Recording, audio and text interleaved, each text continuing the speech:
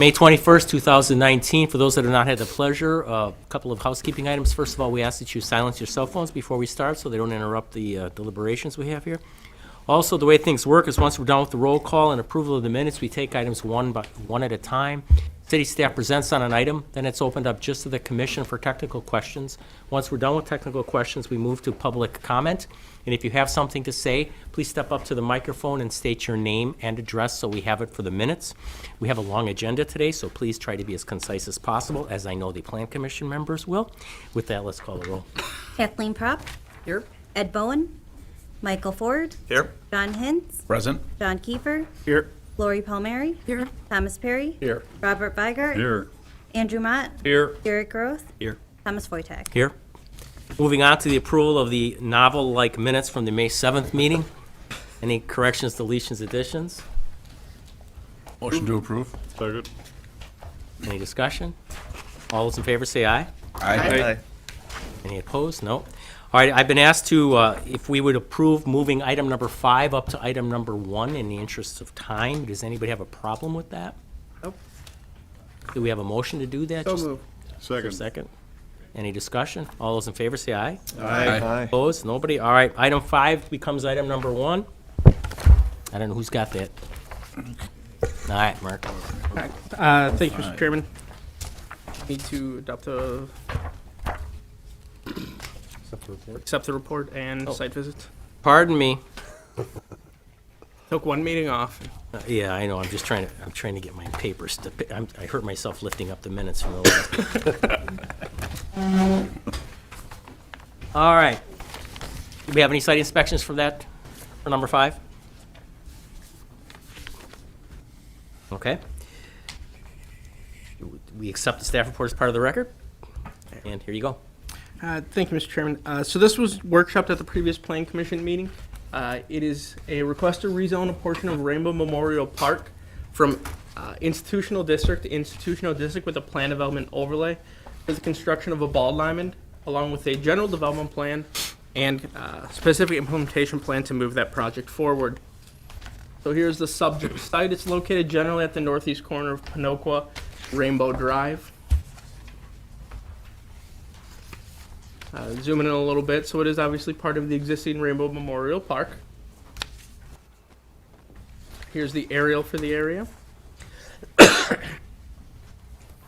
And here's the site plan. So this is the same site plan that we showed at the previous meeting. They're looking to construct an approximately 200-foot ball diamond right at the northeast corner of Pinoqua and Rainbow Drive. The total parcel is about 10.6 acres in total size. The comp plan for this area is park use. This was shown as part of the Rainbow Memorial Park master plan that was done back in 2013. Parks Department is ready at this point to move forward with development of that park. In 2017, the city adopted a new zoning ordinance. As part of that were fence limitations in all zoning districts, including institutional. That fence is limited at 6 foot in height. As part of the ball diamond, the applicant is proposing to construct 3 24-foot, 20-foot wide backstop fencing. After those 3 sections are basically kind of this, we'll call it a V or U-shaped sections.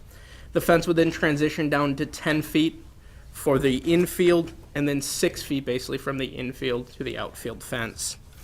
Those fence heights would exceed the maximum allowed for the institutional district. So staff is recommending a base standard modification be allowed to increase those fence heights for the ball diamond construction.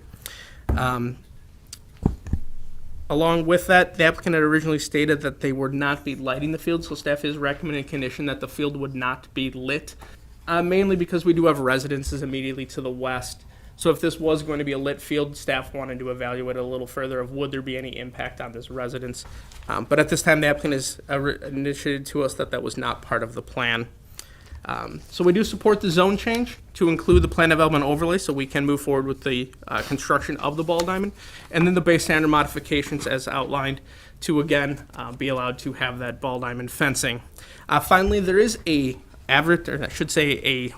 scoreboard sign proposed for the outfield. We have some additional images for you, those. So this is kind of the proposed dugout structures that would be located. So there are 2 of them kind of shown here.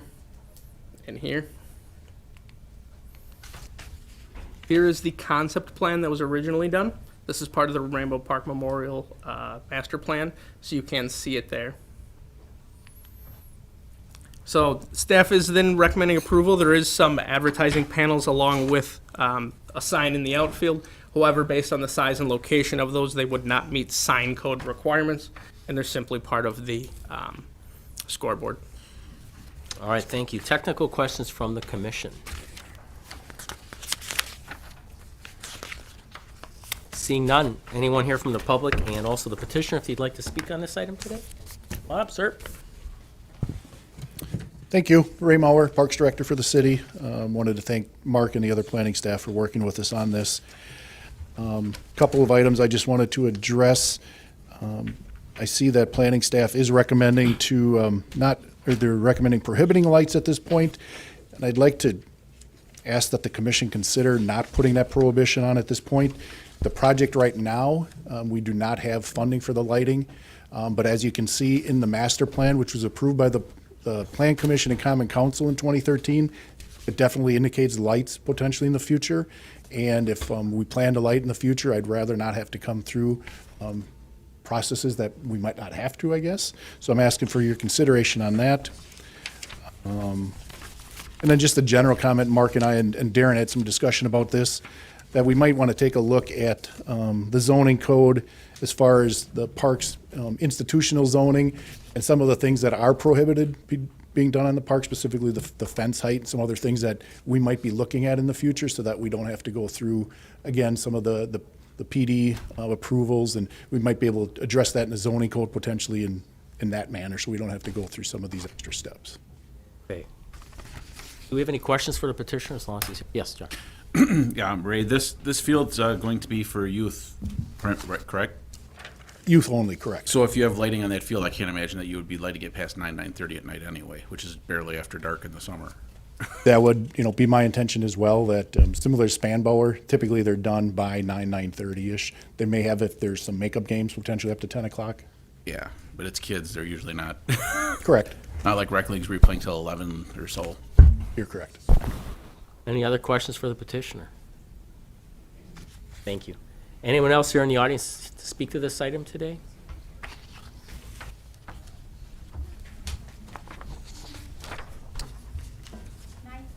Yeah, absolutely. Come on up, state your name and address, and then tell us what questions or comments you may have. My name is Karen Hartley, and I'm at 1711 Pinocqua Street, so I live directly across from that ball diamond. All right. And when you got the ball diamond ready, you put the fill in, which I had hoped that you would do. But I haven't noticed that anybody's been out there since, and we've had a lot of water. So on the corner of Veteran and Pinocqua, that's very deep in water right now. That end of the outfield where you're going to have that ball diamond is very deep in water. And that's in that enclosed area where you have that fill.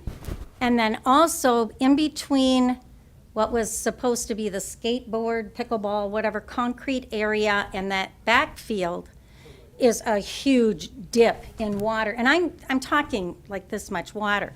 Are you guys going to be bringing that all up before you started this ball diamond thing? Because you know what? The reason that you needed to put the fill in to begin with is it's a real sinkhole. And since you put the fill in, it's really sunk. But you still have some major areas that I think need to be filled in order for it to be not dangerous for children running to get balls or even being able to play, because you're going to be wet. Thank you. Oh, Mind okay. if he answers the question for you? Yes. Yeah, what we're going to do is, we actually have the contractor hopefully scheduled for next week. We have a contractor that's working on this field as well as Spanbauer Field. Hopefully being in next week, weather dependent. But yes, that whole site that we filled in needs to be graded. And then we've actually put into the budget, we need to bring in more topsoil to feather that out. Once the infield is graded, you need to add more fill into the outfield to get that to drain and slope correctly. So we have a drainage plan that's been worked on as well. Okay, but even that corner of Veteran and Pinocqua, that is really deep. Yeah, and we'll have to take a look at that when we have the contractor out there. We didn't specifically talk with that on getting the soil brought in for that, but if we need to look at building that up and soiling it somehow, we can look at that too. Okay. Thank you. Oh, pardon, Kath? I'd like to ask the gal Ma'am? that spoke Ma'am, a question. Karen? can you come back up? Someone has a question for you. That's okay. I have a question, since you're a nearby resident.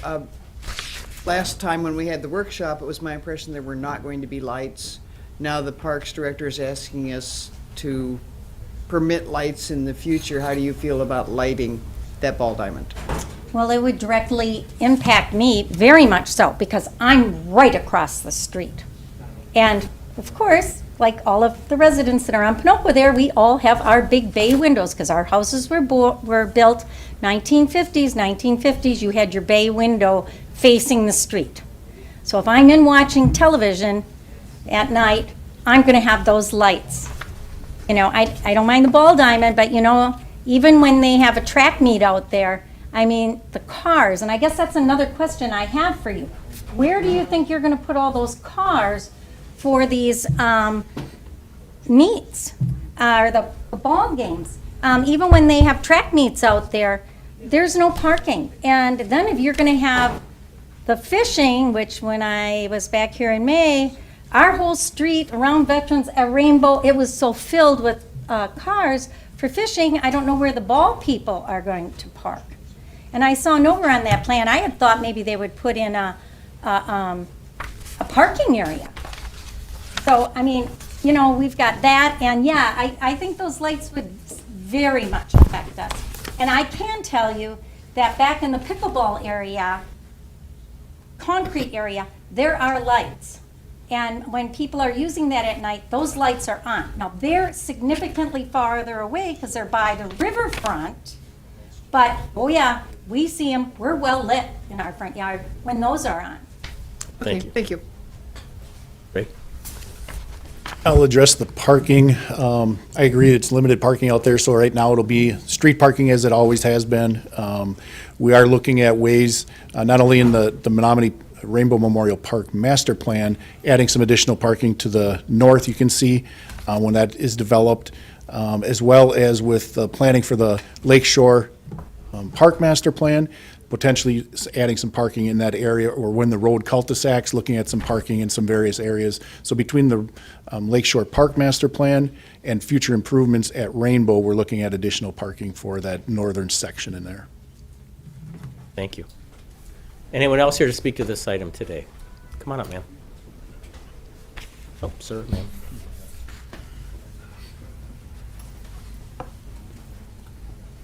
Hi. Yeah, Al Rupp, 1506 Rep Avenue. Having lived across from Rainbow Park for 76 of my 80 years, I'm well aware what happens and what doesn't happen there. Be nothing but fishing a hole there, and the log piles for paying lumber years ago, and there was practically nothing. And in the late 40s, when the Dutch elm killed all the trees down there, the West Side Bathing Beach. So I'm well aware what's going, and I'm glad as of now there'd be no lighting, which I'd be totally against because it's, as you said, well lit. But the number one problem or number two problem is the parking. On the whole west side of Rainbow Drive, there's no parking at all the way from Oshkosh Avenue to, there's no parking at all on the whole west side of that street. And Graham Street and Catherine Street, they're fairly narrow. When people are parking on both sides of that street, you can't even get through there. And this is not even busy. About a month ago, we had our one day of summer or spring, and they had a little fishery down there, and they were parked way at our house already. And Mary Julie did a fine job there. There's no parking there. That's Eagles, very narrow. They're just parking on one side. I see they're parking on the grass now, but there's no parking is a problem, no matter what's at the convention center or whatever. There's just no room by us to park. I know there's additional 35 allotted down there at the end of Pinoca Street, but that is nothing. And now, when we're not even busy and you can't park, I'm not against it. In 1981, I put that backstop up. I went before the city council in 1981 to ask if I could put up a ballpark. It was up. 6 months later, I got a letter stating the one was going to be up, and I had it installed, even paid for it. City didn't even know it was up. But anyway, the number one or two problem besides the lighting is the parking. There simply is no parking. And like these streets are narrow, park on both sides, cars can't get through, and now with the big SUVs and the trailers, and they're parking now, I mean, it's just, unless you live around there, get there that often, you can't imagine how congested it is. It's nice. I'm not against parks. I have 7 parks within 6 blocks of me. So I'm well aware of parks, and if you count Payne Art Center and a museum, that'd be 9 parks I've got. So I'm not against parks, but where are you gonna park? So that's all I have to say. Thank you, sir. We have somebody else who wants to speak as well, ma'am?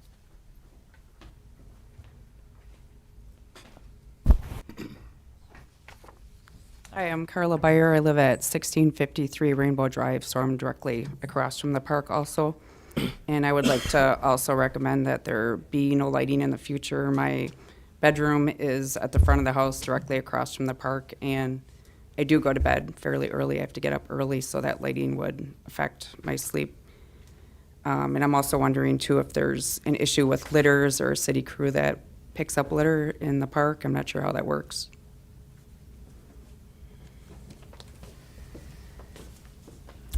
Since 1999 or 2000, the park system has a take out what you bring in, similar to state parks.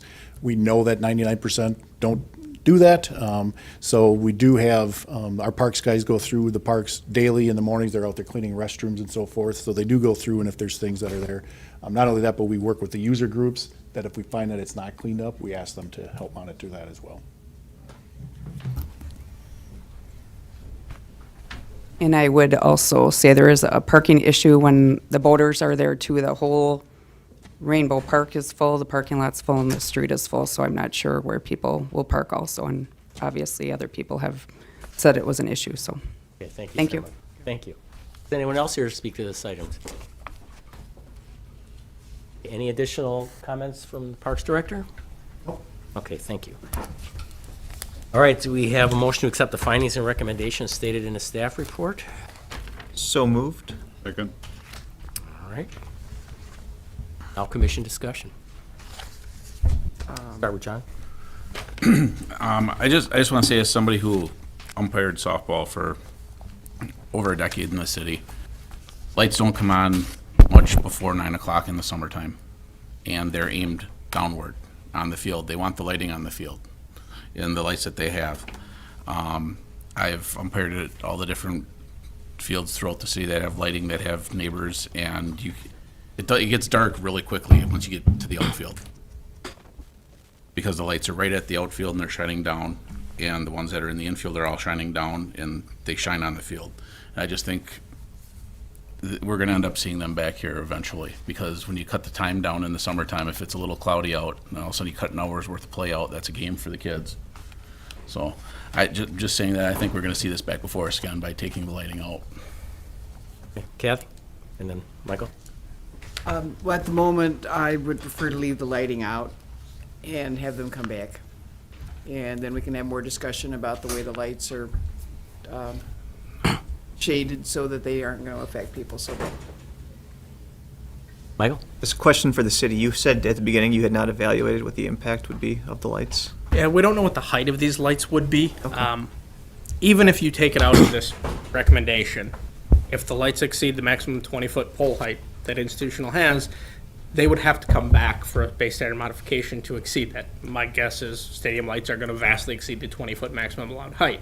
So if the goal would be to allow them to move forward with lights without ever having come back to this body, you would have to add a base standard modification to increase the allowed pole height. Okay. Well, then I'm hearing that we can just proceed as is and it'll satisfy Yeah, we'll come back. the issue you have, Kathy. Thank you. Other discussion?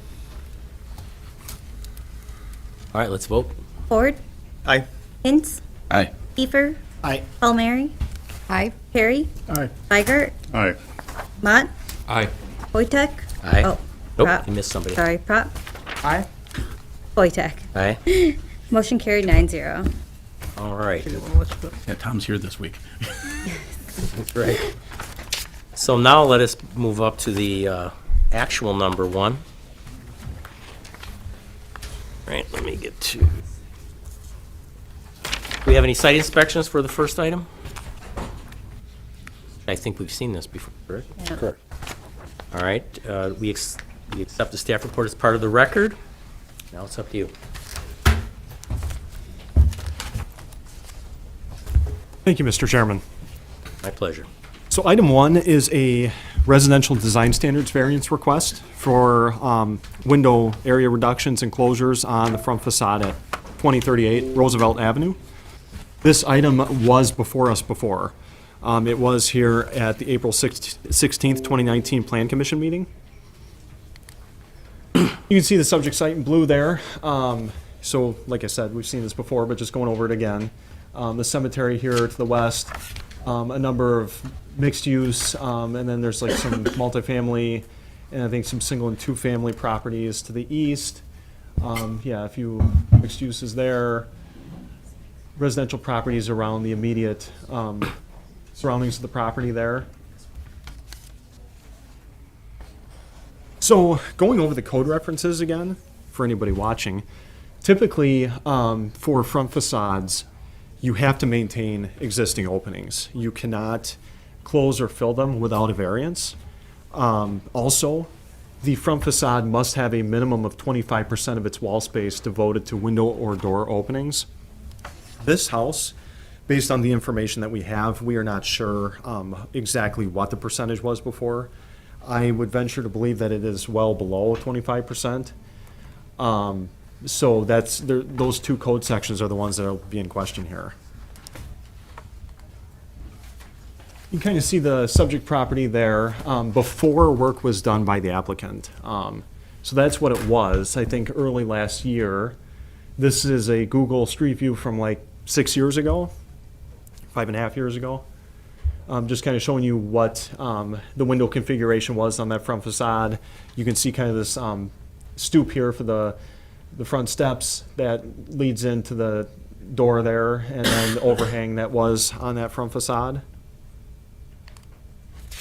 Just looking here, I believe the subject site is over here to the left. If you're looking east down Roosevelt Avenue there, you can kind of see some of the surrounding properties. I think I showed all of this to you before.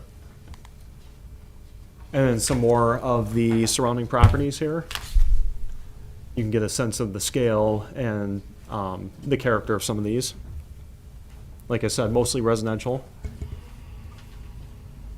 Eagle view image of the subject property before work was done, kind of showing that property and the context. So initially, the applicant, I'm going to go through some of this here because I want to make sure I get these details.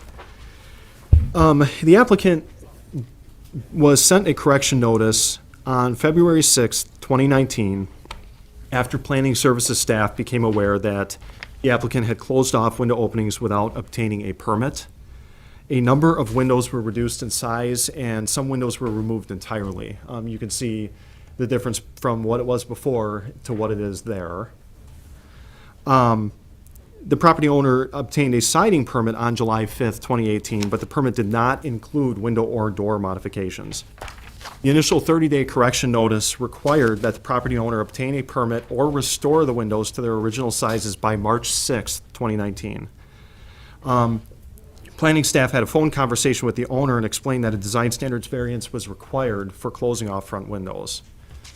Staff referred the applicant to inspections also to address potential building code issues, light and ventilation that would result when you're closing off windows for some of those spaces. The property owner then filed an application for a design standards variance around February 19th, 2019. We originally brought this item to all of you last month at the April 16, 2019 Plan Commission meeting. We recommended denial. The work performed conflicted with the intent of the two ordinance provisions I previously described. The intent that we didn't want to see blank facade expanses like what was right there, trying to see the maintenance of the glazing that was there. So we kind of explained that before.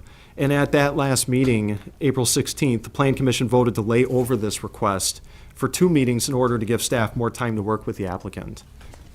Staff made a number of attempts since then to communicate with the applicant and visit the property. We usually like to visit the property to get a sense of whether we can determine or whether a hardship exists or whether there's a unique configuration on the inside of the property, whether restoring the windows back would be very cost prohibitive, if that's something that we could even factor in some. But like I said, we made a number of attempts. So Monday, May 6th, Staff left a voicemail at 10:28 a.m. asking the applicant to call back so staff and the applicant could set up a time to meet at the property and discuss the work completed and examine the interior configuration. Staff followed up with an email to the applicant on Tuesday, May 7th at 11:37 a.m. On Wednesday, May 8th at 11:52 a.m., the applicant emailed staff an image of an expanded double window on the second floor of the house, and we'll show you that in a minute. So that's up in here. And a second window over on the left side of the front facade on the ground floor. Staff replied back on May 8th at 11:59 a.m. asking the applicant if he would be available on Monday, May 13th to meet at the property. Staff did not receive a response. So that email was sent to us, no text, basically just showing an image. You'll see it on the far right there. So what he's done, appeared to have done since this, is to have added this window and to have added this window up here. There does not appear to be a permit on file for this work. Now, staff does believe that this is more in line with what was there, but we still have some concerns, so we'll get into that. Like I said, the applicant is requesting a design standards variance.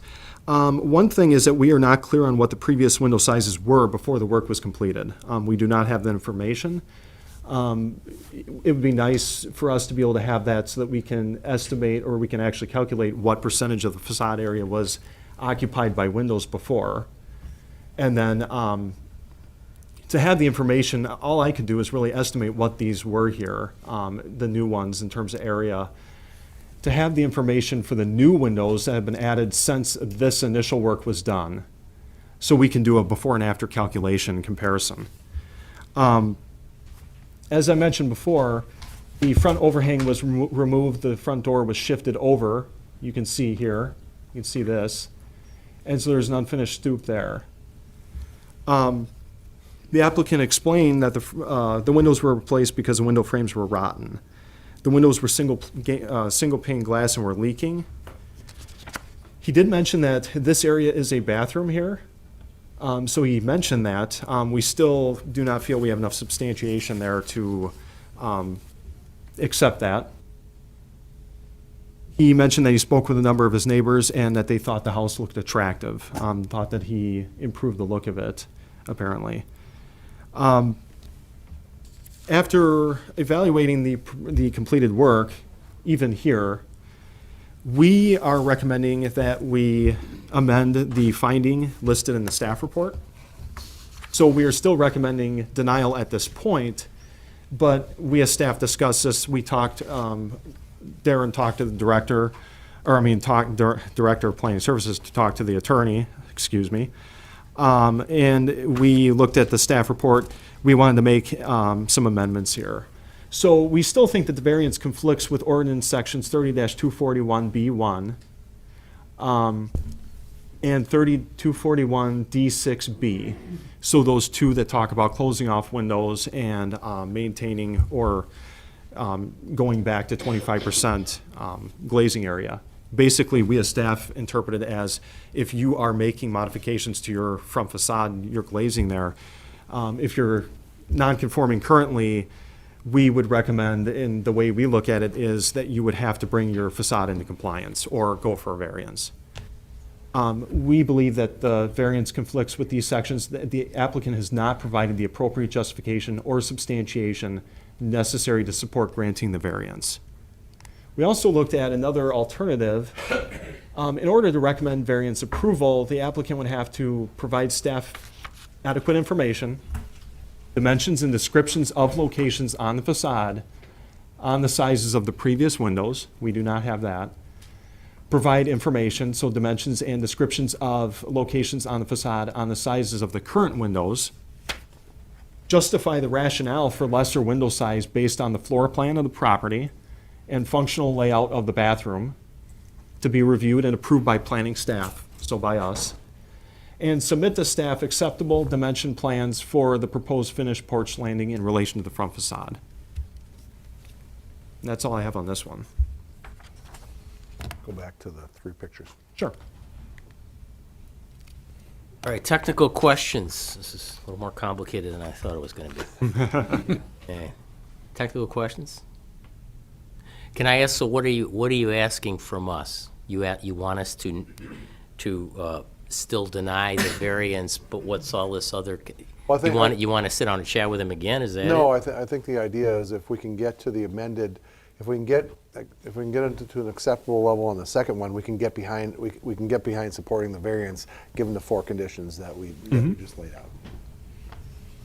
So I think what happened was when Stephen originally wrote the report, we didn't have this information, we didn't have this conversation. In the interim between the staff report being written and this meeting, we've had a conversation. Okay. And I think I think we can get to supporting the variance with the 4 conditions that we laid out. But for us here today, we would What- support the We're variance still being with those asked to deny. conditions? Point.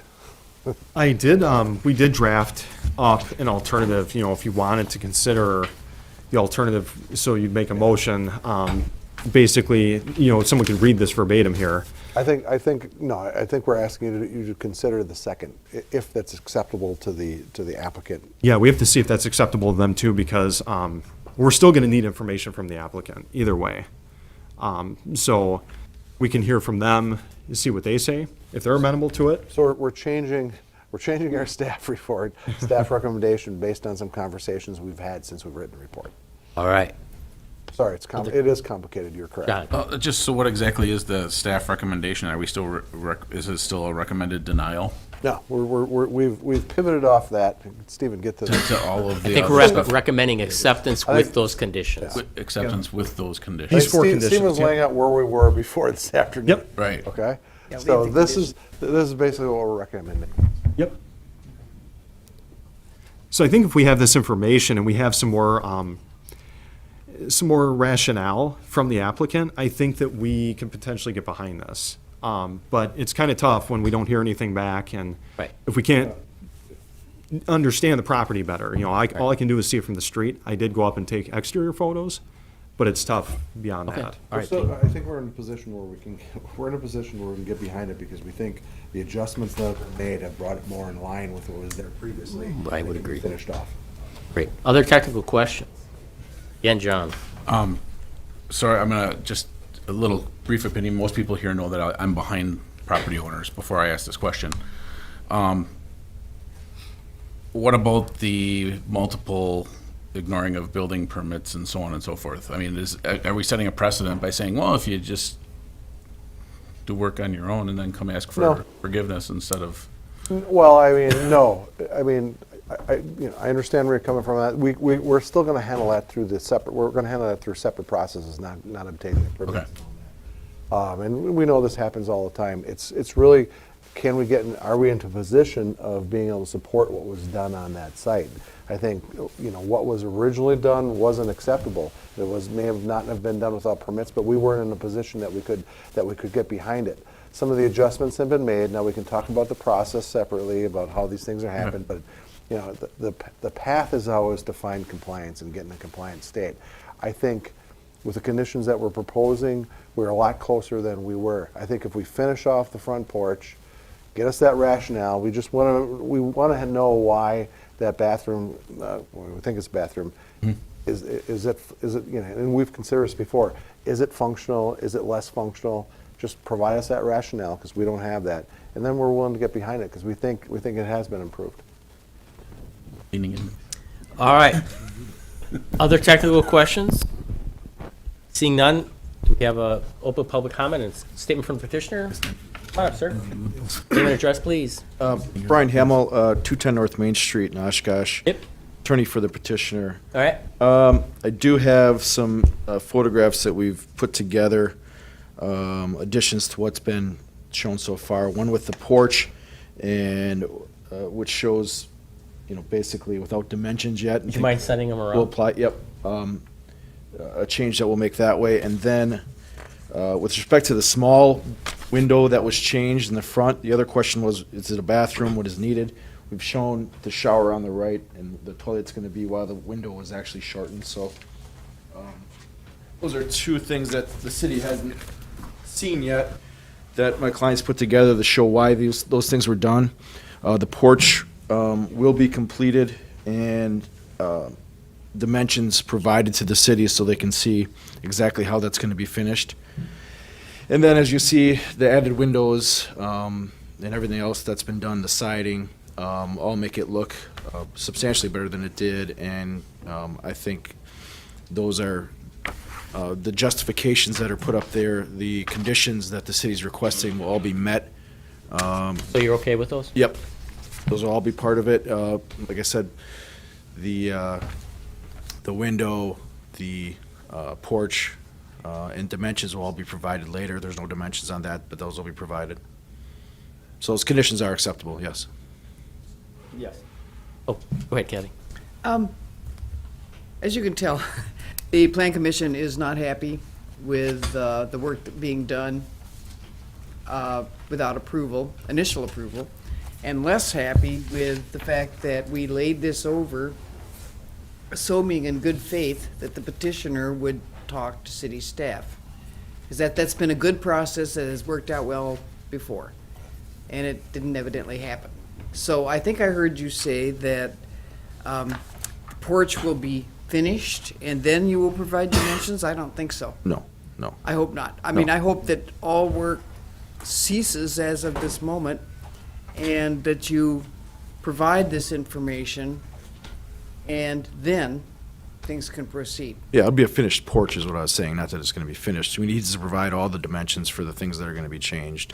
We just wanted to show what it's going to look like because he's had plans to Yeah, do. no, I appreciate that. Yeah. All right, thank you. That's all I have right now. So you find conditions acceptable based on the work these guys have done? Do we have any other questions for the petitioner as long as they're up there? Anything else to add? No, All don't right, think. thank you very much. Anyone else here from the public to speak to this item today?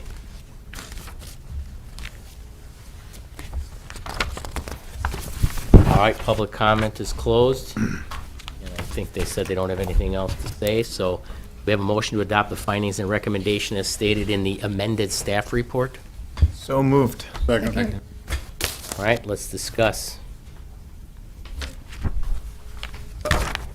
My initial response is it sounds like they came up with conditions that are acceptable to petitioner. The process was not ideal, however, it looks like it gets us where we want to go, but that's me.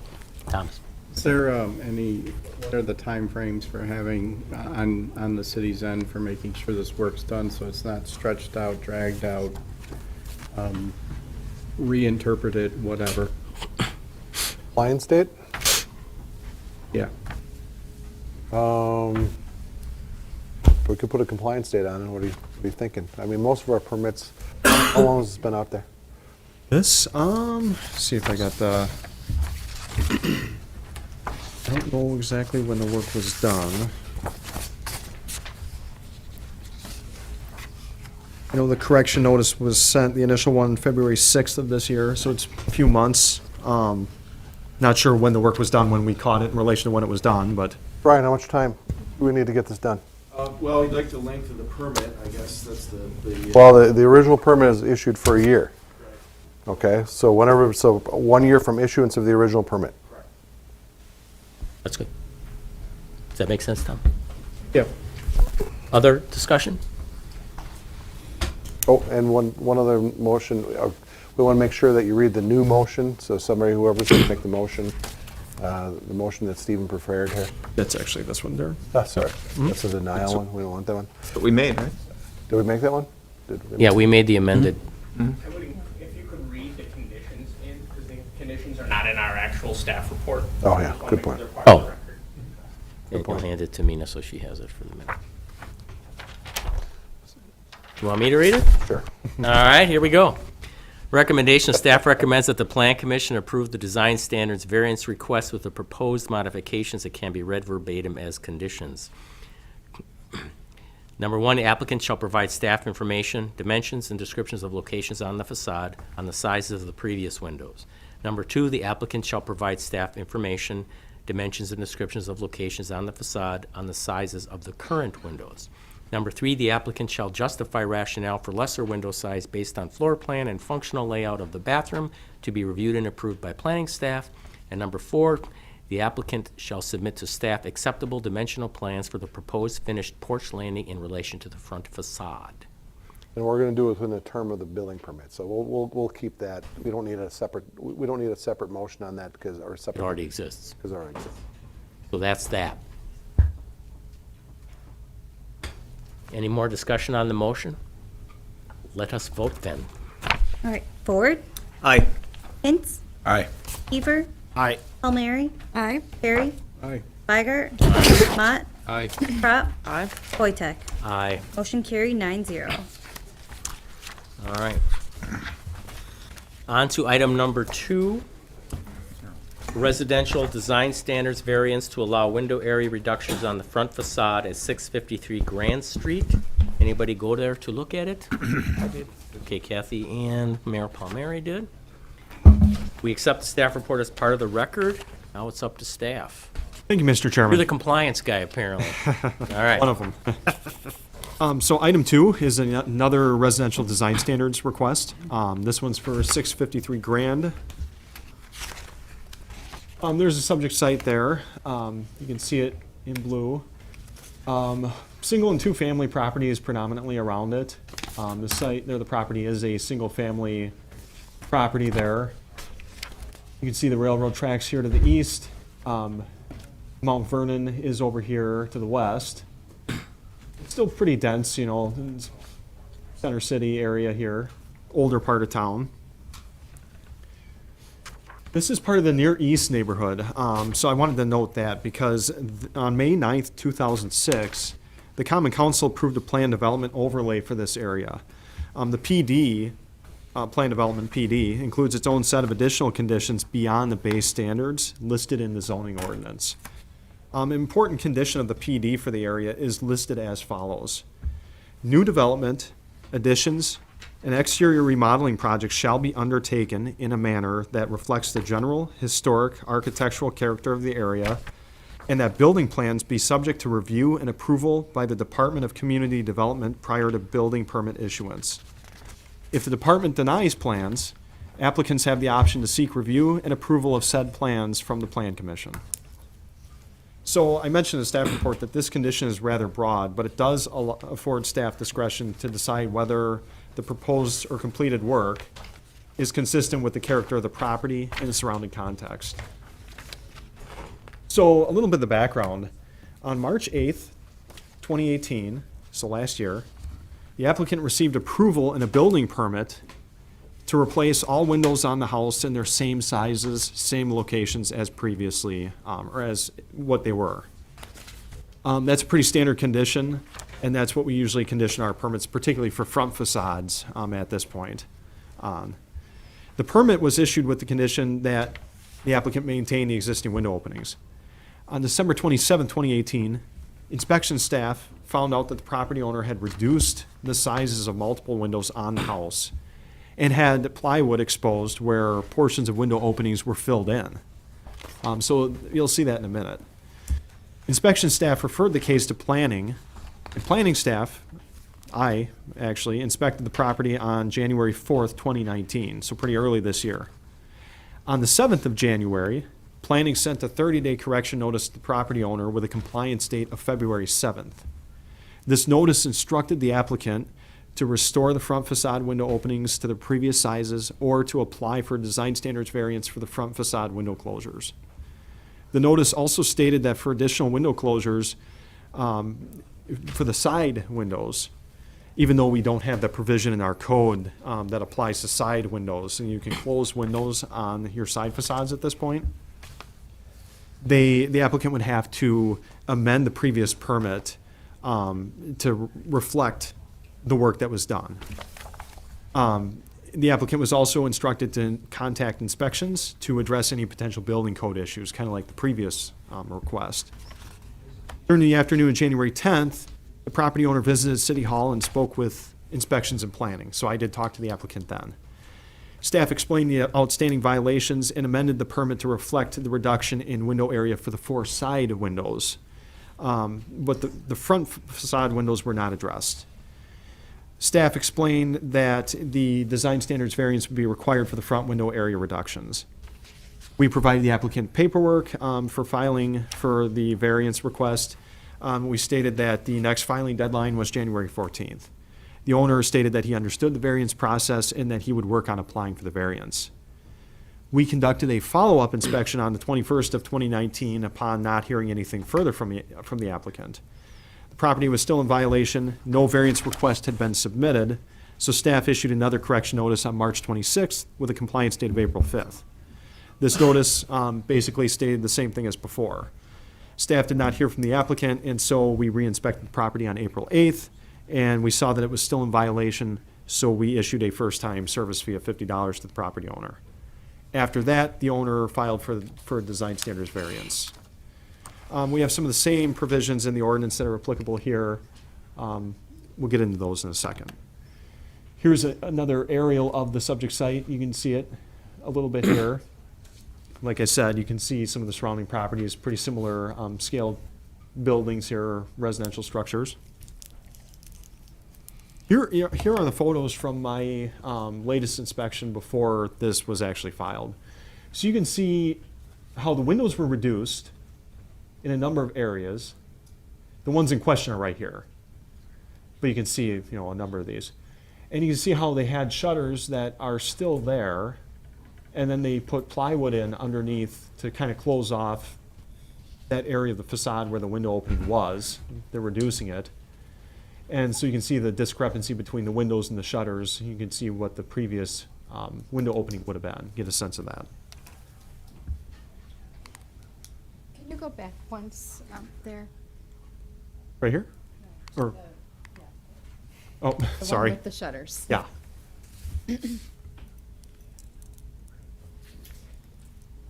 Thanks. Here's just showing some of the street contacts here. So if you're looking down Grand, you can kind of see some of the surrounding properties, some of the windows and different types of, some of the same scale, but some different architectural styles and such. And looking the other direction down Grand, here are the code sections that are in question. So just like before, typically you cannot close your front window openings unless you go for a variance and you get approved. Also, the minimum 25% of the wall space has to be devoted to window or door openings. Here's just, like I said, another image showing what the applicant did. We saw this before, but just showing you again. Conflicting with the code sections that we just mentioned. And so for this one too, we looked at this, it's a little bit similar to the last one. So we wanted to look at the finding kind of amended a little bit. So we feel that the variance, again, conflicts with the ordinance sections that I mentioned. We do not feel we have adequate justification or substantiation necessary to support granting this variance. Again, I think we could look at amending the finding and have some conditions. I'll kind of explain quick, actually, before we get into that. The applicant said, I think, part of their rationale for this was that they had plexiglass windows on the house when they originally bought it. And they believed they needed to update the windows. Winter was coming, and they had to reduce the size of the upstairs windows because that's all they could get was that size window that they put in, is what I gathered from what they said. They said that they reduced the height of the windows from 52 inches to 36 or 40 inches. I'm not sure what the widths were, so I'm not, I wish I had a little bit more information there. Inspections approved all of the windows on the house except for they did require that adequate light and ventilation would be maintained. The applicant also stated that by shrinking these windows, they believe that the second story is safer. It's a bedroom up there where those windows were closed off, and they felt that children could fall out, that there would be that risk there. So they reduced the window heights. A neighbor, John Pollock, called Planning Services, spoke to me on May 13th of this year, and asked what the applicant was requesting a variance for. I explained, and then he stated that, the neighbor stated that this work had no effect on him personally, and that if the house and property were clean and kept up, he did not really care. So it didn't really bother him. We have a number of concerns, as I mentioned. The fact that that plywood is there, you basically got boarded up windows. It's clearly not sided consistent with the existing siding on the rest of the house.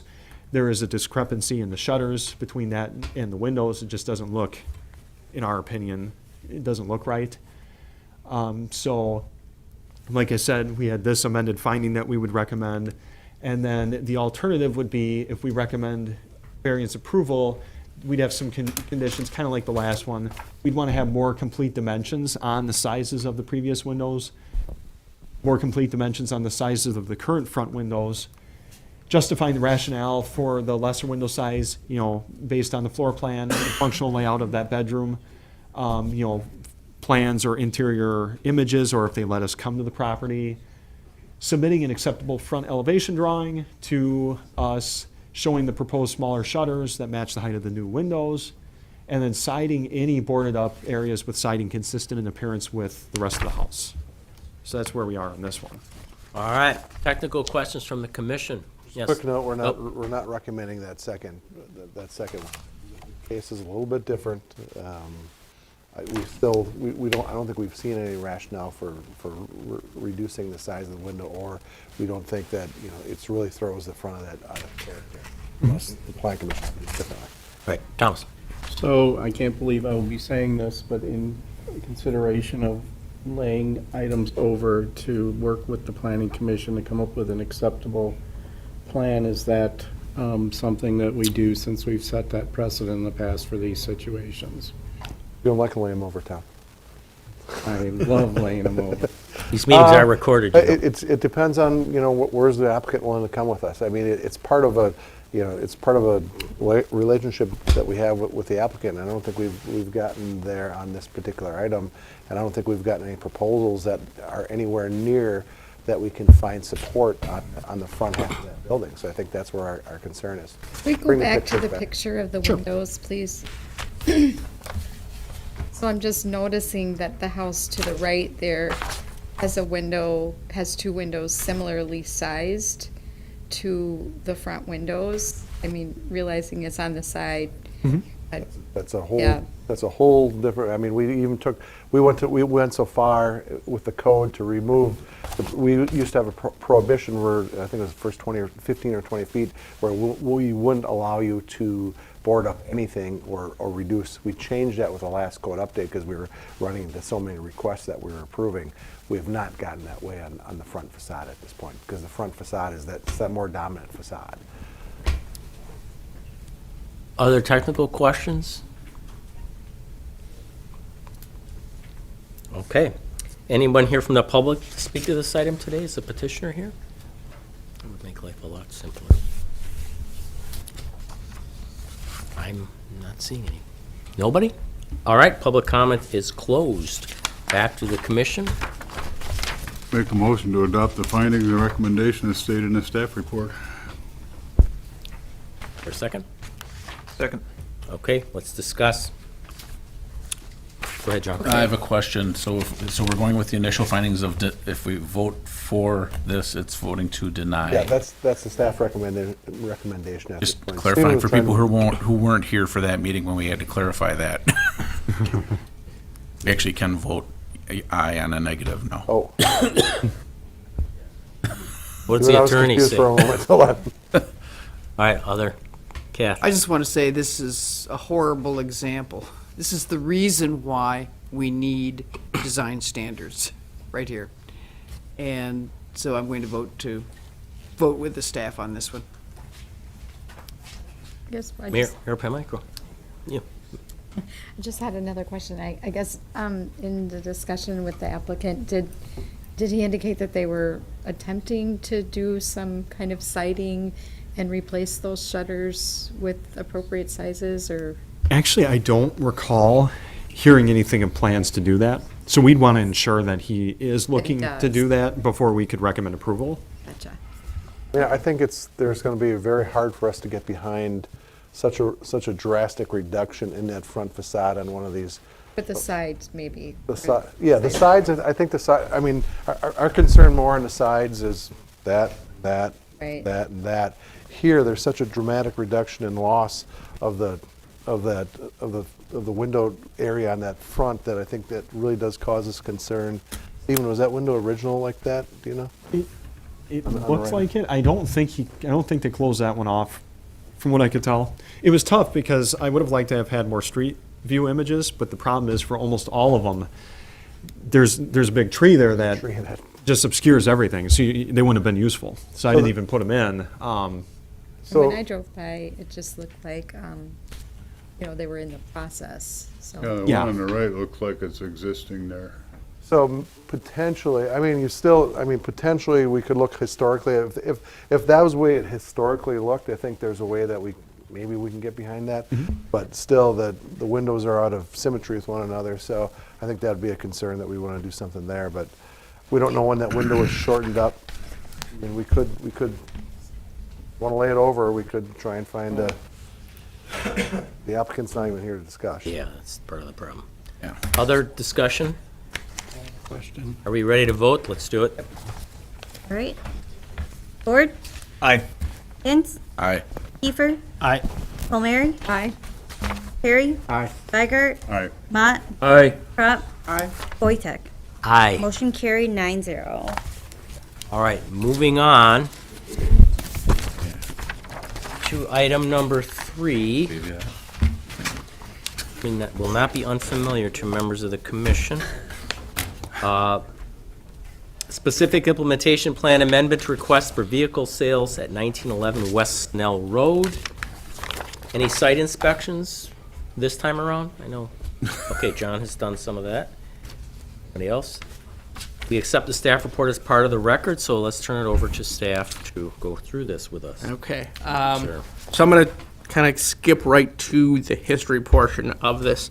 On December 4th, 2018, Plan Commission recommended approval of the request with conditions. After additional discussions between the applicant and staff, council referred it back to the Plan Commission at their December 11th, 2018 meeting of the council. Plan Commission further discussed changes at the March 5th workshop. Plan Commission then recommended approval of a previous version of the SIP amendment on March 19th, 2019. Since that second approval on March 19th, the applicant continued to express some concerns related to the staff report and conditions found in it. Staff has conducted follow-up meetings with the applicant to discuss his concerns and are now coming back for another round of updates to the conditions. The majority of what you're going to find in the staff report is unchanged from the prior version. I will draw attention to a couple of sections that additional language has been changed, and then primarily most of our discussion will be focused on some updates of the wording of some of the conditions. I guess one of the main primary changes to the staff report is found on page 5, and this is related to the setback variance being requested along the west property line. The applicant was previously approved for a 10-foot setback along his west property line. The applicant is now seeking a 5-foot setback. There was some, historical use of some of the trailers infringing on that setback. So we've been working with the applicant to try to find a way. Let's resolve this. Let's make sure we establish this new setback line and make sure moving forward that setback is being matched and there are no encroachments further into it. So what the staff is now proposing, and we have had discussions with the applicant about this, is to grant a base area modification to go down to 5 feet.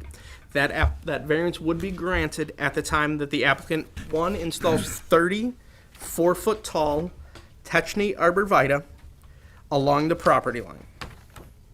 In conjunction with that 5 feet off the property line, the applicant is proposing to essentially install a post piling and cable fence at the 5-foot line, essentially helping create that physical buffer that when trailers are backing up, they stop at 5 feet.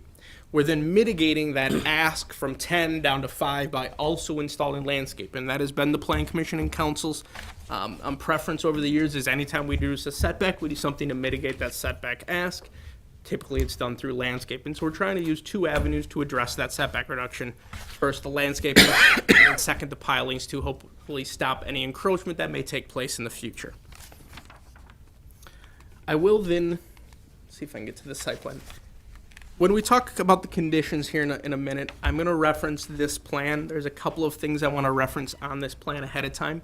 If you'll note the two X'd out areas to the southeast and southwest, as well as then these parking stalls here and here. And I'm going to leave this up just so as we talk through them. Most of the staff report from that portion forward is unchanged.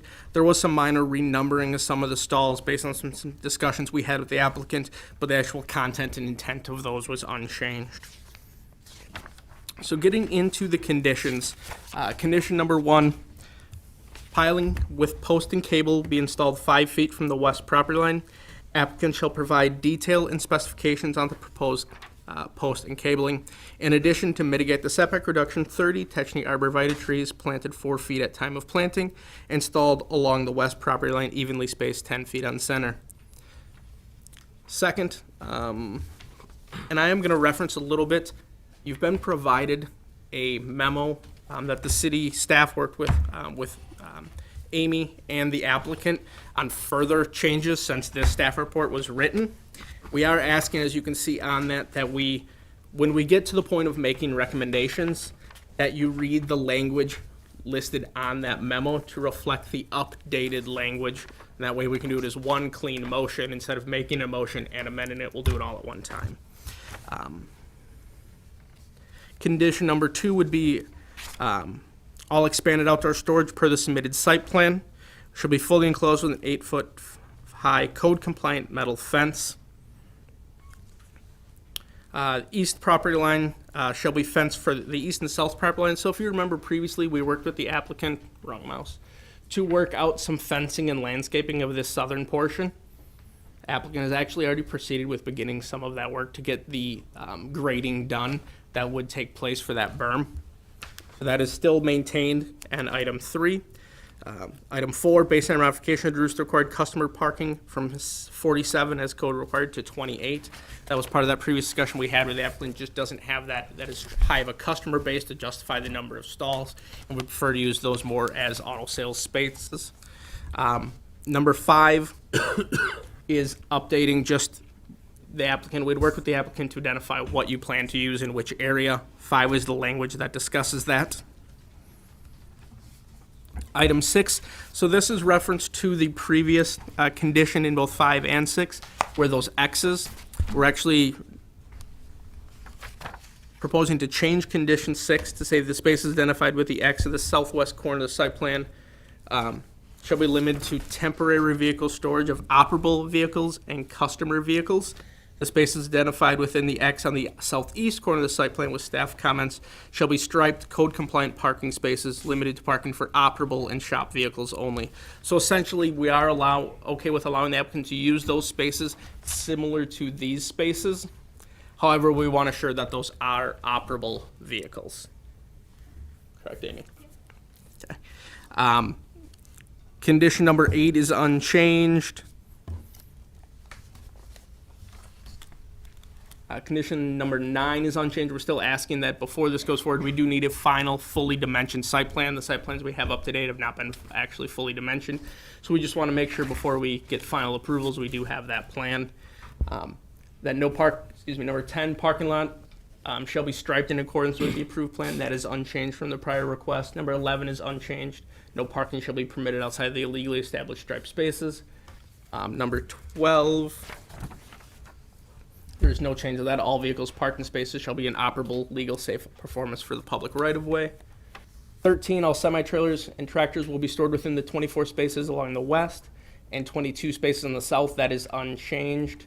That is these spaces that we identified with the applicant previously here and here. That is where the semi-tractor trailer storage would be located.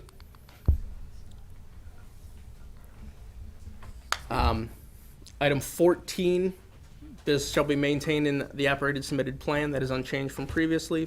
15 is unchanged from previously. Storage of outdoor parts, fluid, tires, and operable unlicensed vehicles shall be basically limited to within that approved storage area. Item 16 is unchanged. The driveway and parking area shall be brought up to city standards for hard surfacing. 17, the applicant provides stormwater management plan once 20,000 square feet of total disturbed area would be reached. 18, final submitted landscape plan should be approved by Department of Community Development. 19, outdoor storage plan and narrative shall be reviewed and approved. Now, we are changing the second sentence, removal of the second sentence from that condition, so that would be if the personal property portion of that is no longer applicable. We've worked through that with the applicant.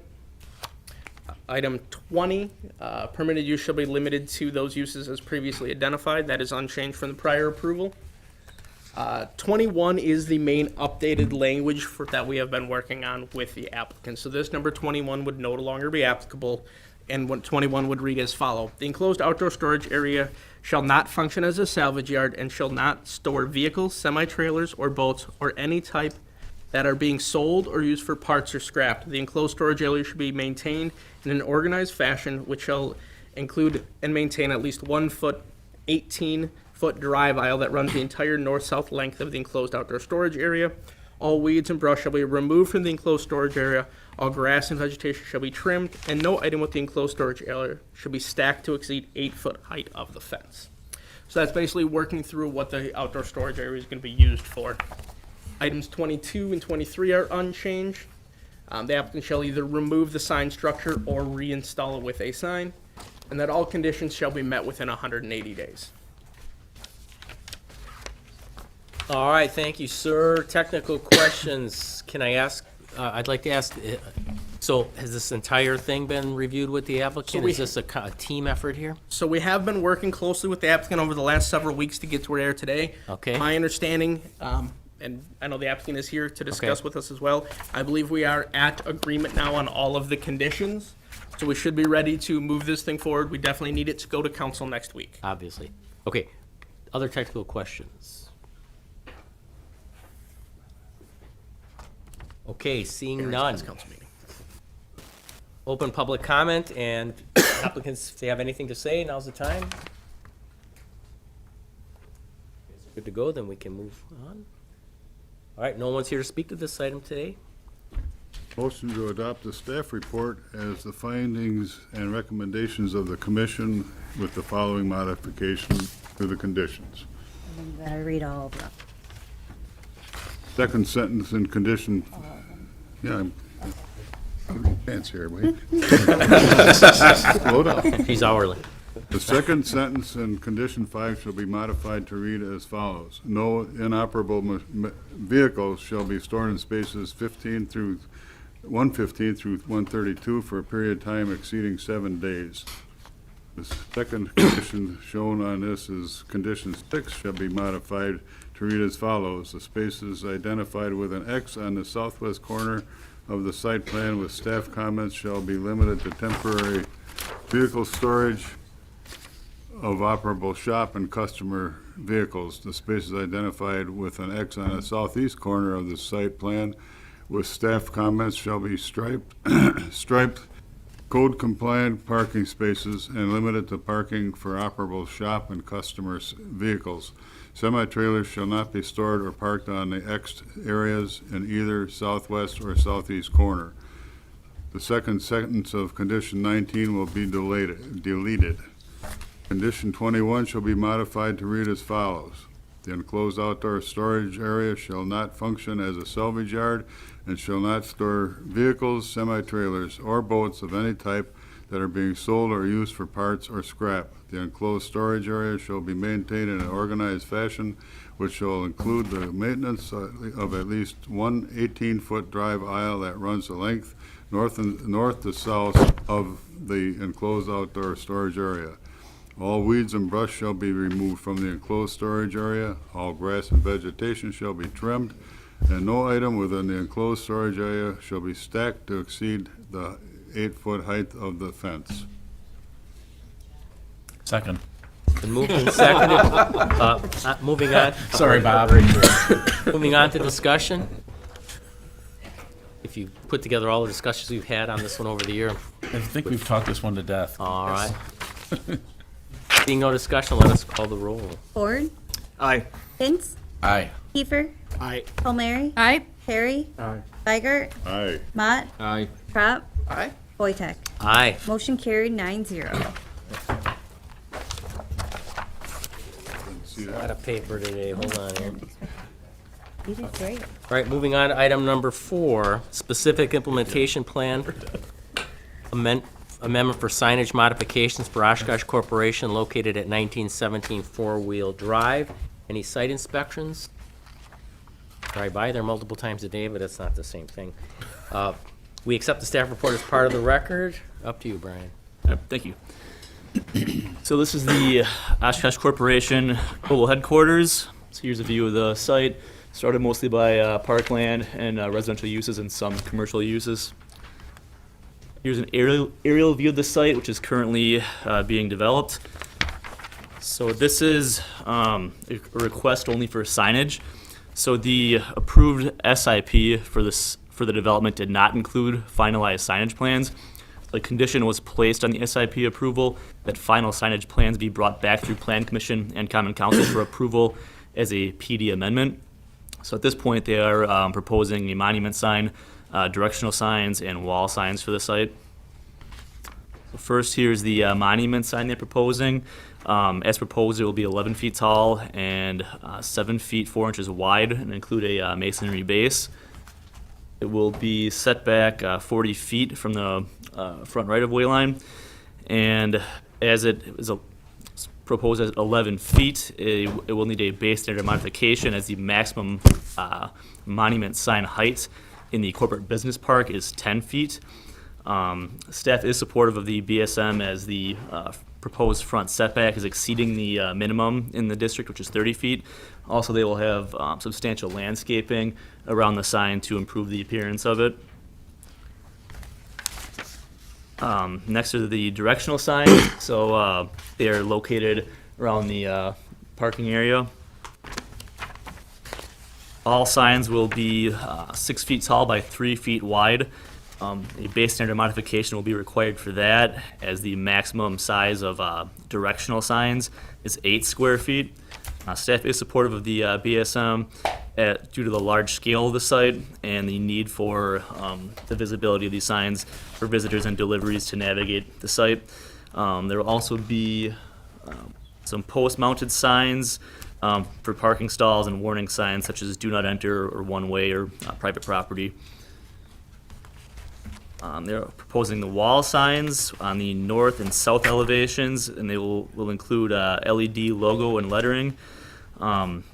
The size of the wall signs is under the maximum of 1 square foot per linear foot of building frontage, also under the maximum of 15% of wall area for the corporate business park district. So both signs will meet base code standards for on-building signage. With that, staff recommends approval of the SIP amendment with the following conditions.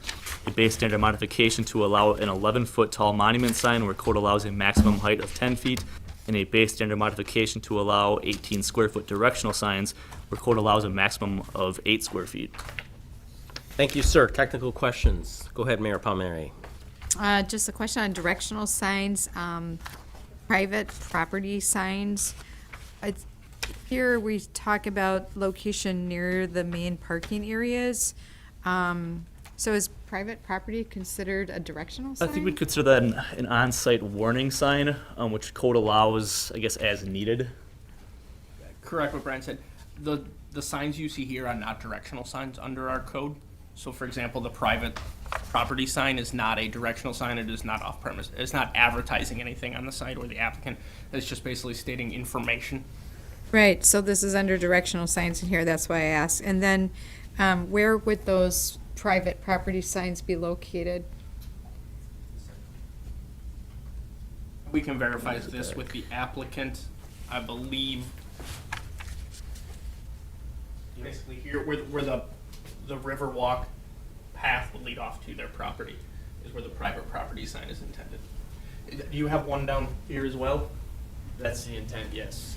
Yeah, basically, given the park setting, to provide some indication for pedestrian traffic that could be traversing either the sidewalk or the trail, just to provide some distinction, since there's not much of a visual buffer in some of those locations, just so that it's identified that would be a private area as opposed to a public space. And those would be in 4 locations where?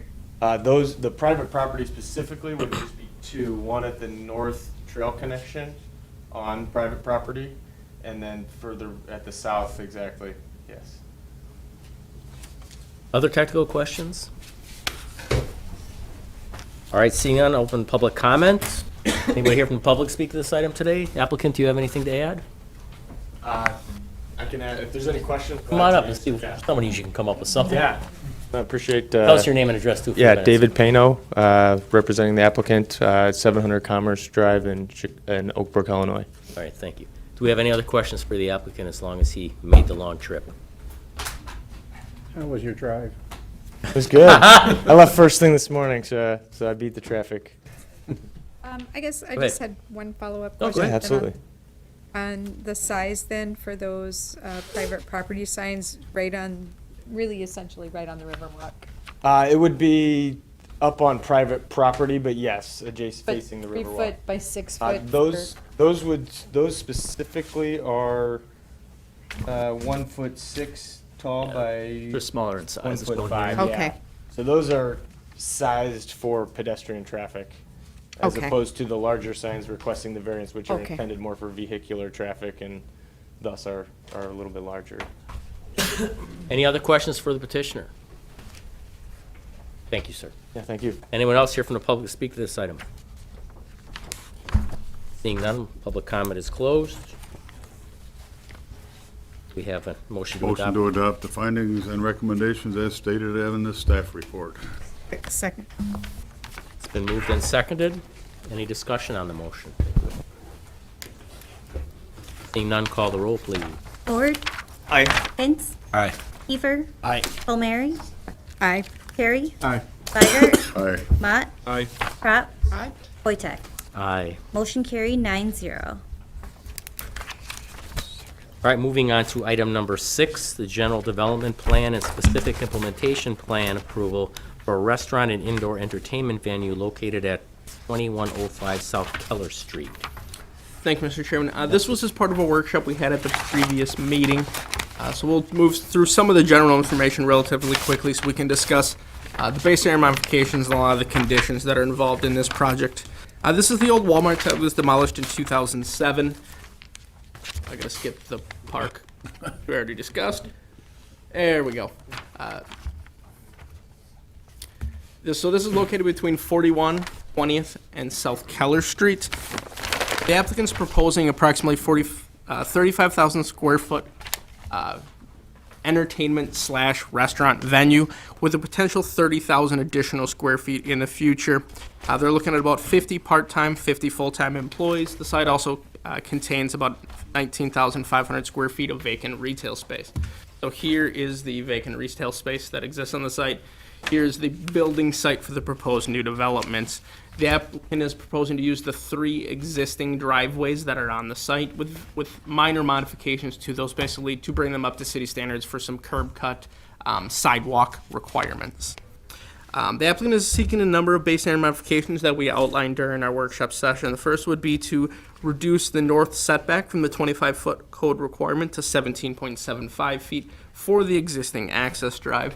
In conjunction with this, they do need to bring this up to the current lighting standards. Those lighting bollards would also be within the setback, and the applicant is required a base area modification for those lightings within the setback as well. The applicant is also looking to make some changes to the existing parking lot. Today we have basically a large expanse of hard surface. They're looking to break that by including some islands. However, with those islands, they do need a base area modification. These southern rows are at 22 spaces. Code requirement is 20. Just the way the site functionally lays out in the dimensions they have, it's a little tricky to get an additional island in. So the applicant is seeking to go from 20 to 22. Staff is in support of that base standard. This is a vast improvement over the existing parking lot. A couple other base standards related to this site. The site has 3 front yards with 41, 20th, and Keller. So they're requesting to put a dumpster within a front yard along with a loading space within a front yard. Code prohibits both of those. However, they're requesting base standards and staff is in support of them as it's a unique triple frontage site. There's really no great place to put this that would be code compliant. We feel that they've located them as appropriately as they can given the constraints of the site. They're all seeking a base standard modification for the size of the parking lot. Code requirement would be about 248 spaces. They're asking to go up to about 830 spaces. As we discussed during that workshop, it's a large parking lot today. It actually exceeds the 830 spaces, so they are reducing it down to that number. They've also identified a maximum loading of the initial building structure of about 1,188 people. Potential of 1,188 people, plus not accounting for the retail component, plus build out. This facility does truly have the possibility of vastly exceeding a 248 traffic count. So based on the type of development, the existing site conditions, kind of looking at full build about what could be there, staff is in support of that base standard modification to increase the parking. The applicant has been continually working with the city on stormwater management plans. There is a lot of challenges that are going on with this site in this area to get their stormwater management plans approved. The Department of Public Works has asked that we add some conditions into the recommendation. We'll talk about those during the actual conditions, but they are language that is drafted by the Department of Public Works, that as they work through this process with the applicant.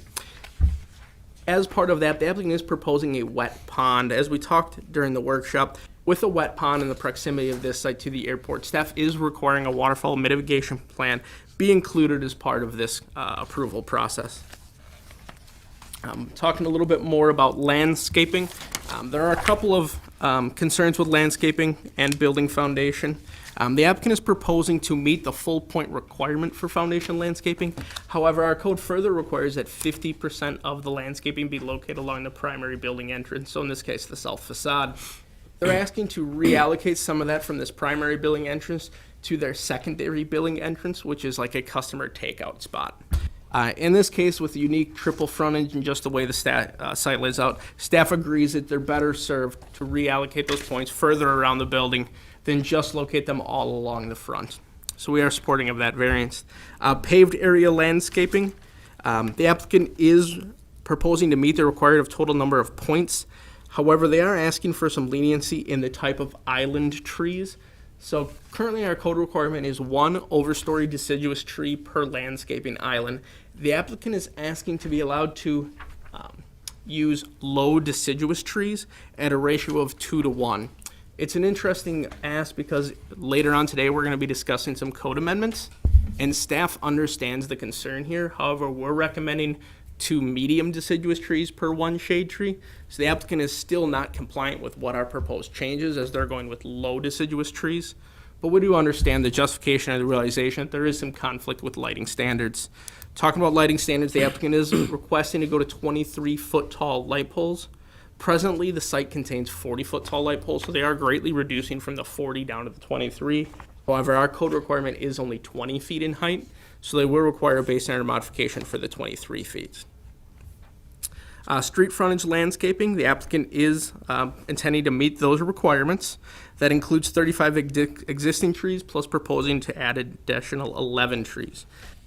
One location the applicant is deficient is in yard landscaping. When staff ran the calculations for the existing building and the proposed buildings, we came out with a code requirement of 1,080 landscaping points being required.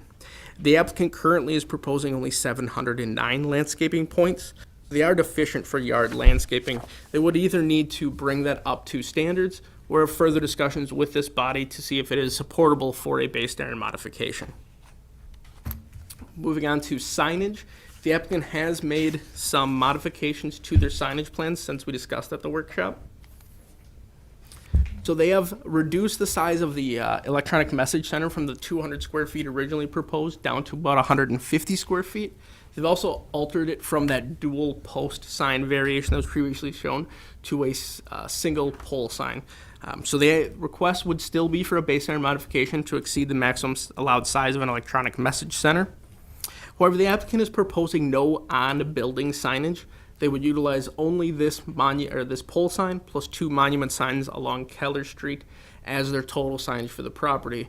Reviewing staff is in favor of granting the base standard modification for the larger electronic message center. It is along a major corridor in 41, and by removing all wall signage from the building, we are reducing the overall signability and sign clutter that this site may have. So staff feels that is an appropriately trade-off, no wall signage for the larger EMC. They have also improved It didn't make it into the, It's in my flash drive, Mark. Yep, but I know it did make it into the staff report, the revised monument signs as well. So they have upgraded their monument signs to have some more stone base around them, landscaping, stuff like that. So we feel that they've done what they can to mitigate that ask, and therefore we are in favor of it. Now moving on, or back to building facades. So our current code requirement is 50% Class 1 on all street-facing facades. As we discussed during this, the applicant is proposing themed architecture for this site, basically using materials that would customarily be used in a mine shaft, or were historically used in a mine shaft type development. In the staff report, we lay out what the current building requirement breakdown is per our code. So our code does not allow any type of corrugated ribbed metal, which is two of the primary building materials the applicant is using. I think we kind of talked through that material at the workshop, so this commission has an understanding of what it is. The code requirements still are what they are. So Class 1 on the north, we're at 5.7, on the south, 27.7, east, 16.4, and west, 21.5. So substantially below our 50% requirements. Staff understands what the applicant is trying to do here and the intent of it, but it is a large variation from our code. Taking a look at it, the staff tried to come up with a unique way of what could we maybe do to bridge that gap, not impact the idea of the themed architecture, but still come closer to what our code requires and intends. And staff's opinion is, let's take the CMU, the split-face block that's on the building, which is being used as a stone element similar to what a mine shaft would have, and trade it out for stone, something that we would be considered Class 1. If we did that, we would improve the Class 1 material requirements of our ordinance. We would still fall below the 50%, but we'd bridge that gap a little bit. We'd go up to 27.5 on the north, 43.1 on the south, 36.6 on the east, and 44 on the west. So we're a lot closer. I do also want to point out the applicant did add 2 windows on the north side where those party rooms are as a result of our workshop. So they did hear some of the concerns and things that were expressed at that time and tried to address them. Refuse enclosure, they did provide some refuse enclosure elevations. Currently, it's clad in the same split-face block as the building. We would apply that same standard and want that to be replaced with a similar stone veneer type product. A little bit of typo in my staff report. The applicant did provide a photometric plan. In large, it was compliant with our code outside of 2 areas along access drives where it falls below our 0.4 candle foot requirement. They'll just have to make some minor modifications to their lighting plan, bring that up to the full standard of 0.4 at all entrance drives. So we'll move on to the conditions. Staff is recommending approval of the request with a number of conditions. First, base standard modifications per pavement reduction along West 20th from 25 to 17.75. Base standard modification to all light poles in the north. Base standard modification to increase the maximum parking stall spacing without an island from 20 to 22. Base standard modification to increase the maximum allowed parking to 830 spaces. Base standard modification to allow a dumpster within the front yard and allow a loading space within the front yard. Base standard modification to increase the maximum allowed pole height from 20 to 23 feet. Base standard to increase the EMC size from 100 to 150. In conjunction with that, we are recommending a condition that the development be limited to the 3 signs as outlined in the SIP request. So the pylon sign along with the 2 signs, that's just 15 square feet each for the monuments. And then no wall signage. So basically that trade-off, you want a larger EMC, you're proposing no wall signage. We'll include that as part of the official record. Number 10 is the language that is proposed by Department of Public Works related to the stormwater management plan. Excuse me. Number 11, developer shall provide a wildlife mitigation plan for the wet stormwater pond, and that should be reviewed and approved by the Department of Community Development. 12, base standard modification for the building foundation from 50% to 33% on the primary building entrance. Final approval of the landscape plan shall be done by the Department of Community Development. Number 13, I know is one the applicant does want to discuss further, and that is the yard landscaping, which is currently deficient by about 300 points.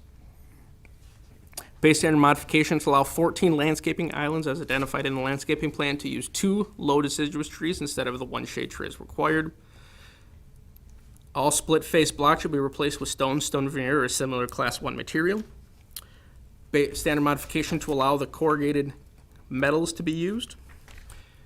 Final building exterior shall be reviewed and approved by the Department of Community Development. Refuge enclosures shall be clad in the same materials as the primary structure. And then finally, a code-compliant photometric plan be provided.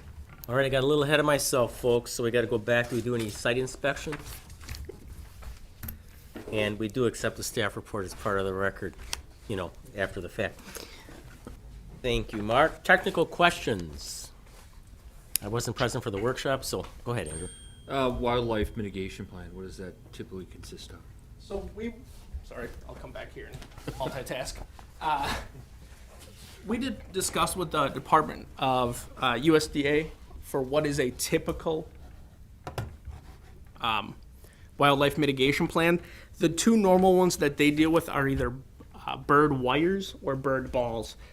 They did sign some specs to us on those that we forwarded on to the applicant.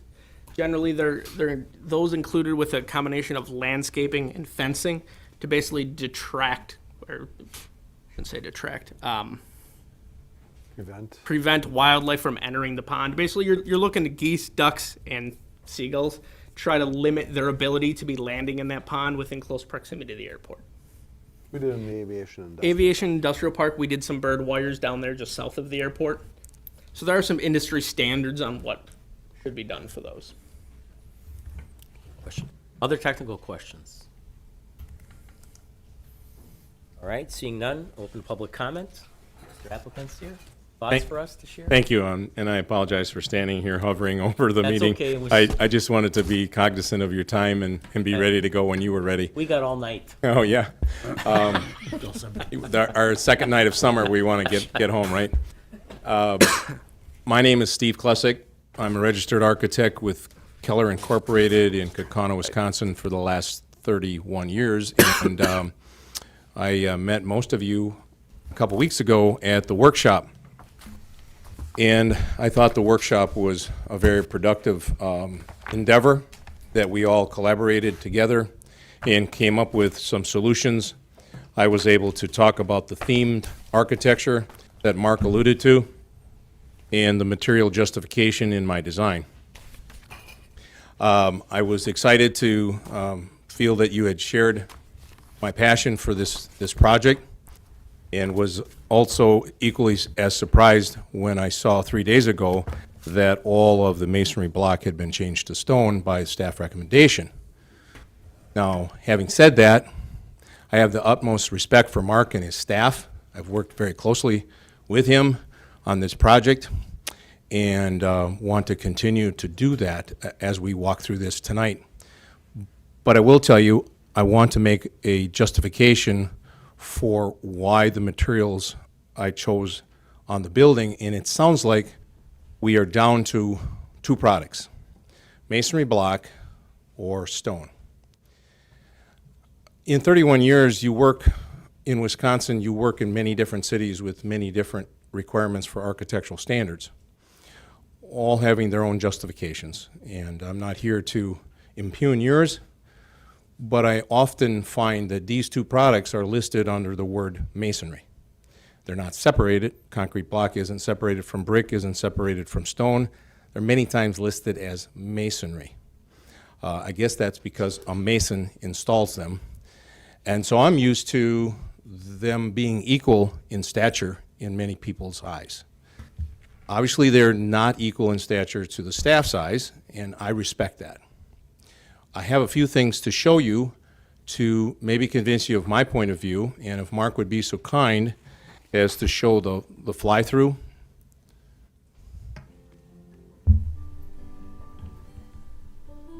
The product in question is at the base of the building.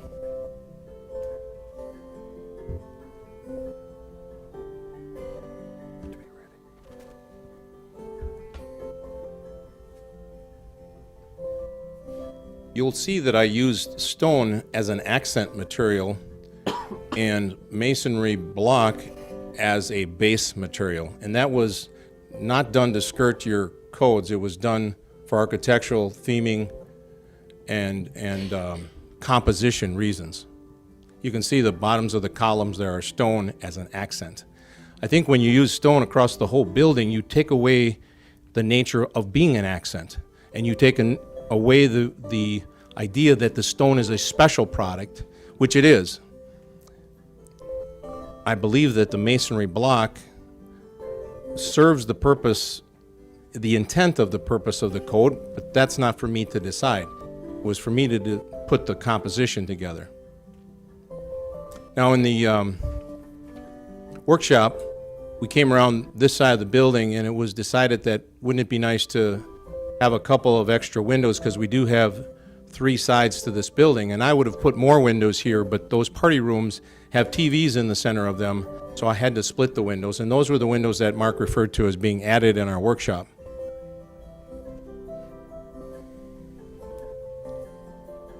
Now, when this is finished, I'm going to show you some pictures of some buildings that have this product on it, and you'll tell me if you think that it's an attractive and equal product to stone, or it isn't. One thing I can tell you is stone is extremely more expensive than masonry block. And that's why block has come up with so many different features and surfaces and sizes. There's split face, there's ground face, there's 8x16, there's 8x8, there's 16x16, there's 16x24. And some of the unique shapes here, there are 16x24 blocks. That is not going to look like institutional block if that is the fear of the Plan Commission. You can see it's capped off with a precast cast stone separation between the steel and that masonry. And you can see again the stone is used as an accent and therefore a feature product on the building versus a commodity to the building. So Mark, if you'd be so kind to go to the menu and pull up the file that says Keller Pictures. Okay, if you'd expand that as far as you can. Some of you may be familiar with this building. It was the first building that I designed 31 years ago as an employee of Keller Incorporated. It's the corporate headquarters for J.J. Keller and Associates. No connection and no relation to my company. Jack Keller and I chose to use split-face block to adorn the entire building of J.J. Keller and Associates. I don't think he would say that he took a second fiddle to stone. This was the product that he chose because it's a very attractive product. If you go to the next slide. He thought it was so attractive that he not only wanted to use it inside of his building, outside, he wanted to also use it inside. So all of that cream-colored product is all split-face block. I would submit to you that that is not an unattractive material, or that it needs to take a second fiddle to stone. Next slide, please. This is, I want to tell you, I put my money where my mouth is. This is my corporation's building. This product on the lower portion of the building is block. It's 16-inch by 16-inch block, and that's why you may not recognize it as block, and that's why I'm making such a big deal of the 16 by 24 product that we're using on Tom's building. This is an attractive product. It's not a cheap product. It's due consideration by the Plan Commission. We will live with the decision, but I also want you to know that there's a big cost difference between this product and stone. On this project, the staff recommendation will cost this owner $150,000 more money. This is money that he can't spend on something else. This is money that he doesn't have in his budget today. I don't say that to ask you to have sympathy for him. Obviously, this is a very expensive project. And I believe I made the inference in the workshop that we are not using cheap materials on this building. I don't know if Mark has the bag full of materials or you even have time to look at them tonight. But if I brought out all of the materials that are used on this building, it is not inexpensive. So I would ask you for consideration of the use of this material as an equivalent to your stone Class 1 product. Thank you. Questions for the petitioner, as long as he's here?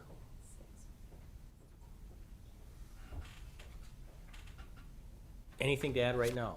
You'll get another chance a little bit later. Okay. Anyone else here to speak to this item today? Come on up, sir. Good evening. My name is Eric Drazkowski with Excel Engineering. We worked on the site plans. I would like to address item number 13 that Mark referenced before, and that is the landscape plan for the yard landscaping does not meet the code. So what happened there was the existing retail facility on the southwest corner was not included in those calcs. So the yard landscaping points are deficient by 300 points, let's say, okay, roughly. The paved area calculations are, we have 300 more points. So what I'd be requesting is utilizing the excess of paved area landscaping points to meet the requirement of the yard landscaping points. Does that make sense? Any questions for the gentleman? Just to comment on it briefly. Yep. The exact code provision says yard landscaping points must be separate from building foundation, parking, all your other landscape points. So if amenable to the planning commission, if you agree with Eric's recommendation, we would just need to add another base standard modification basically to cover it. As a redevelopment site, I fully understand what he's saying. Our staff report is just pointing out the exact code reference of what the code says. Okay. Anything else, sir? No, that's it. All right, thank you very much. Anyone else in the public here to speak to this item today? All right, close public comment. We have nothing else to add. Thomas?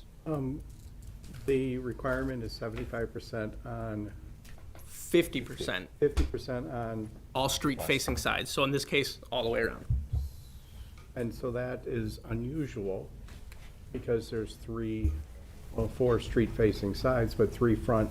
At most of our buildings, 3 sides come into play. Okay. On a typical middle block lot, 3 sides would be street-facing and would have to meet that requirement. Pretty much any corner building, all 4 sides that would justify to. In this case, with triple frontage, it applies to all 4. So this is not that unusual. It is not under the current code provision. We need a motion to adopt the findings of recommendation. I'll make the motion to adopt the findings recommendation as stated in the staff report. Do we have a second? Is that with, No, we're just making a second. Then we're gonna I'll second. Second, okay, now we discuss. All right, are we considering the changing of 13 or not? I didn't know how staff felt on that, or if there was a lien. looks like 13 and 16 are the. They are exceeding points in other places.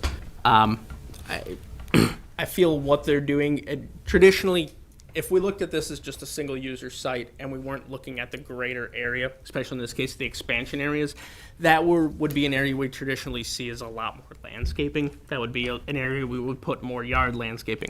In this case, the applicant kind of setting up the site and full well knowing they'd like to build it out in the future. So with reallocating some of those points, I think it's a reasonable request.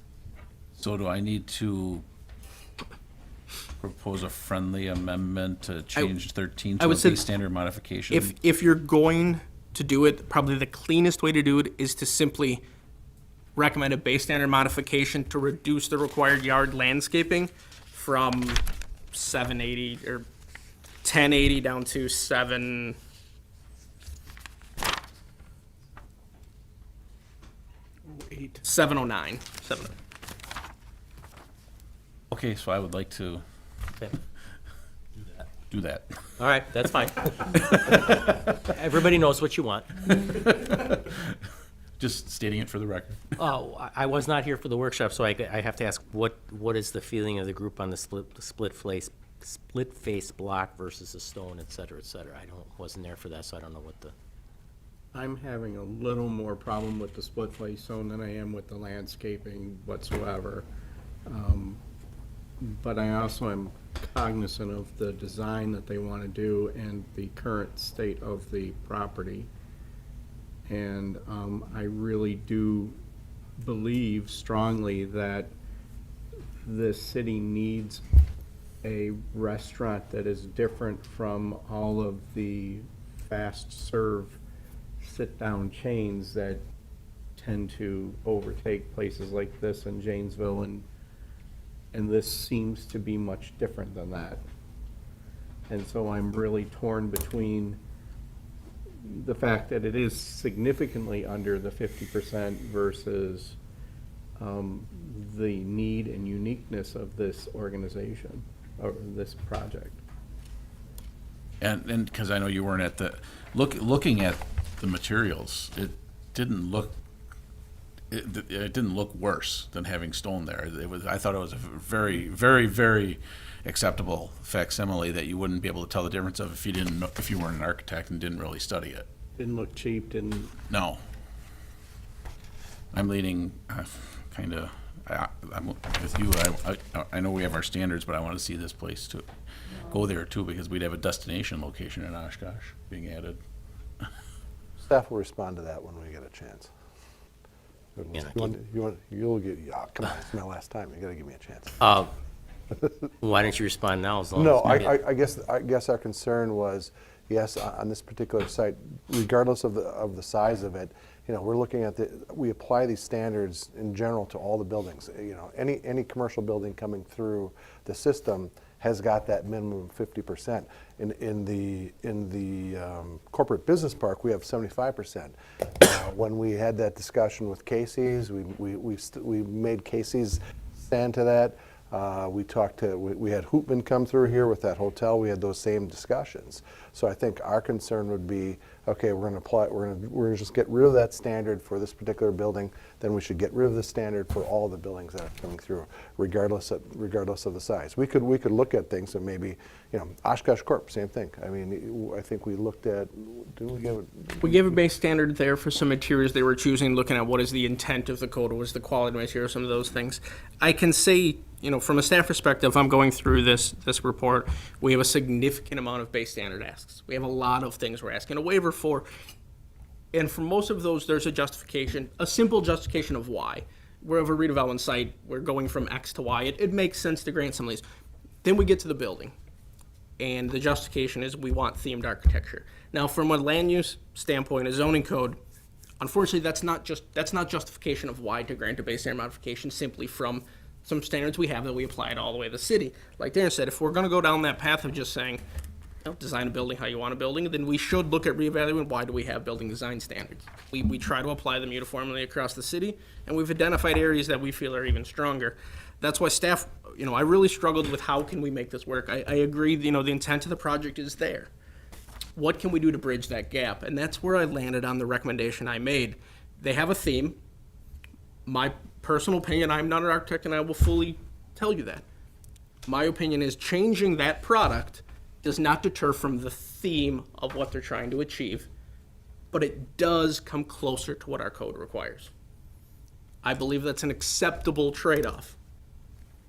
I will also add the intent, when we did create the various classes of materials, we clearly had a discussion on the CMU, and we put it in the class we did because we thought the class 1 product it was differentiated from that class 1 product that we are currently requiring.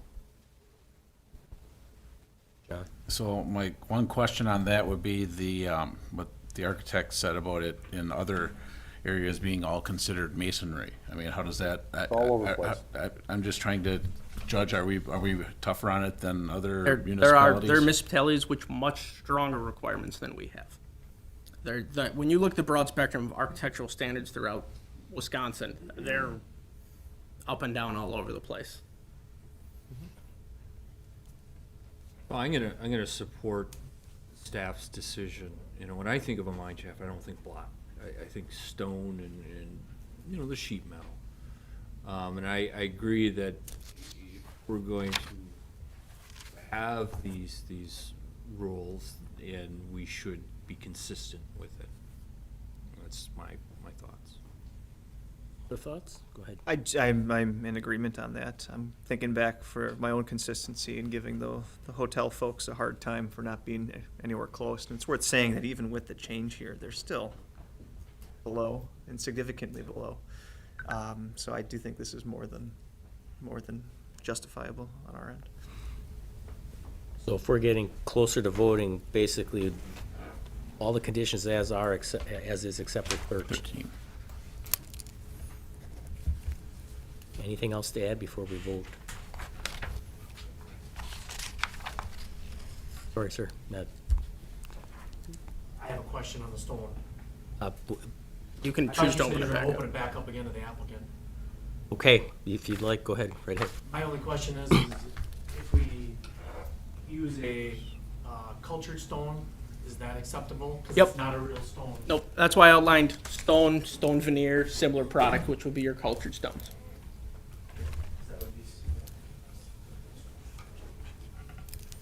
All right, back to the commission.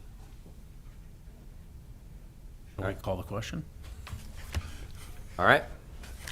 Ready? Ford? Aye. Hintz? Aye. Seaver? Aye.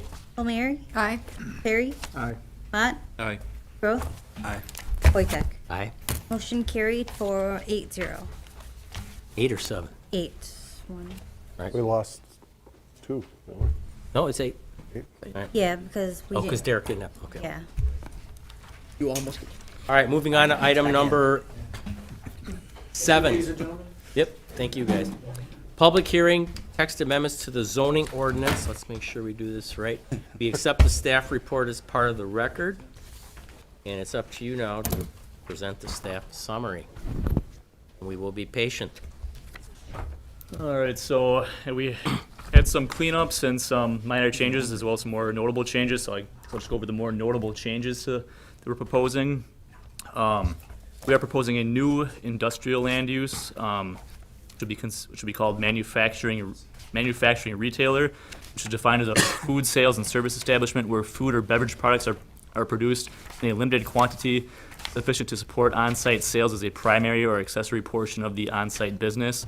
Examples of this are confectioners, bakeries, and brew pubs. So again, that would fall under the category of an industrial land use.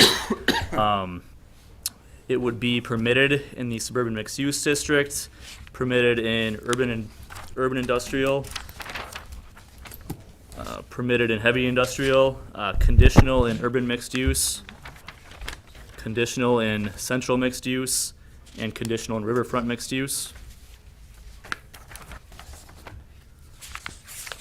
Another notable change we're proposing is driveway widths for 1 and 2 family uses. So right now, you're limited to a maximum of your garage width and maximum of 24 feet at the property line. You're proposing to change that 24 feet to 36 feet being the maximum.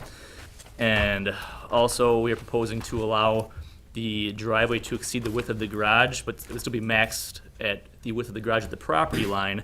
But it could taper out to the accessory structure setback, not to exceed 12 feet beyond the garage width. And there is a little illustration in your staff report.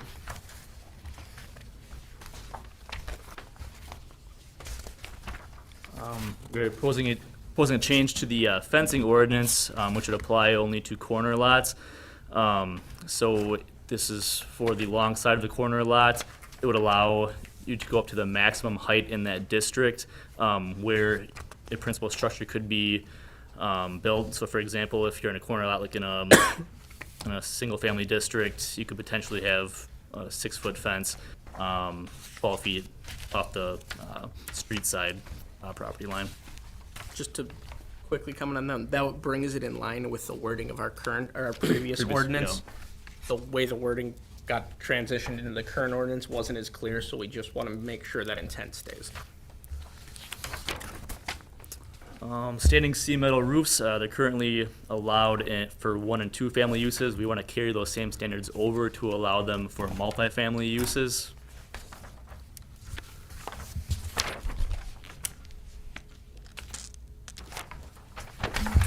Building management identification signs. These are the signs we typically find on the rental houses. So we want to have further specifications on what we allow for the building management ID signs. So we want them to only be mounted on street-facing facades of the principal structure and not on any accessory structures. They would need to be within 5 feet of the primary entrance and on a facade wall, so not on any porch railings or rim joists, exterior windows, shutters or lattice work, or roof support posts, or any other features such as that. And no part of the sign can be located above the top of the entry door. And the owner would have the ability to apply for a design standard variance if they cannot meet these standards through Plan Commission. As far as the material, it would need to be a sign grade wood or metal with a minimum thickness of 0.04 inches and a maximum area of 1.5 square feet. We're also proposing a change to yard signs. Right now, we don't have a set time limitation on how long they can be up, so we are proposing that we have a maximum time allotment of 180 days per calendar year, with the ability to apply for more time through CUP.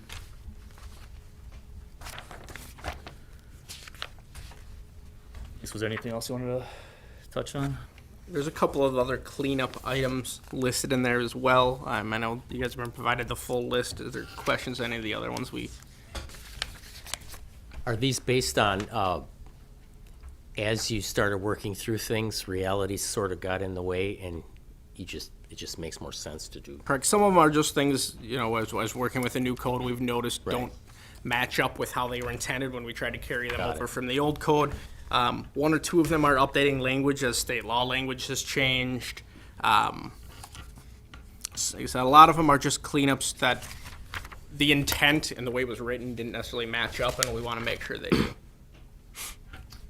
Go ahead, Lori, Mayor.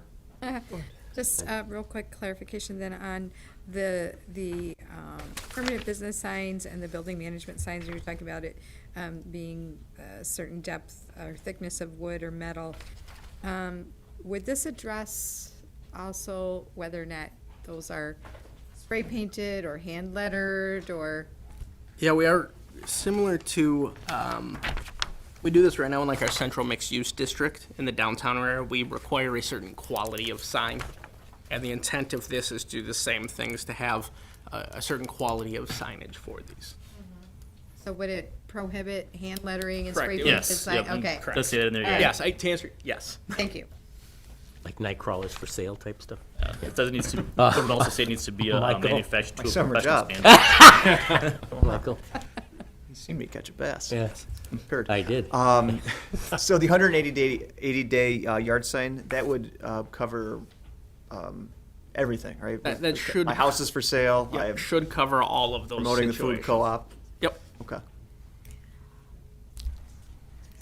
And I just read some kind of new case that came out about limitations on yard signs, but I think it related to content. It's content related. It's all, generally all content, correct. Yeah, the Reed case is content related signage. Other technical questions? Okay. Public hearing, anybody here to speak to these items today? Seeing none, public hearing is closed. We have a motion to, now are you asking us to? Yes. Okay, it's not Very much clear on there. Oh, we're not? Brian, what did you miss? Is there a motion to adopt the findings and recommendations Oh, stated? motion to adopt the findings and recommendations as stated in the staff report. Is there a second? Second. All right, any discussion? Seeing none, call a roll, please. Ford. Aye. Hintz. Aye. Kiefer. Aye. Palmieri. Aye. Perry. Aye. Mott. Aye. Groth. Aye. Wojtek. Aye. Motion carried 8-0. All right, we are moving on to item number 8. Review the 2019 Annual Action Plan Community Development Block Grant Program.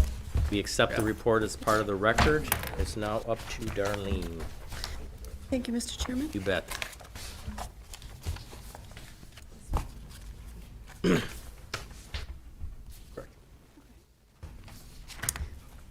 Hello.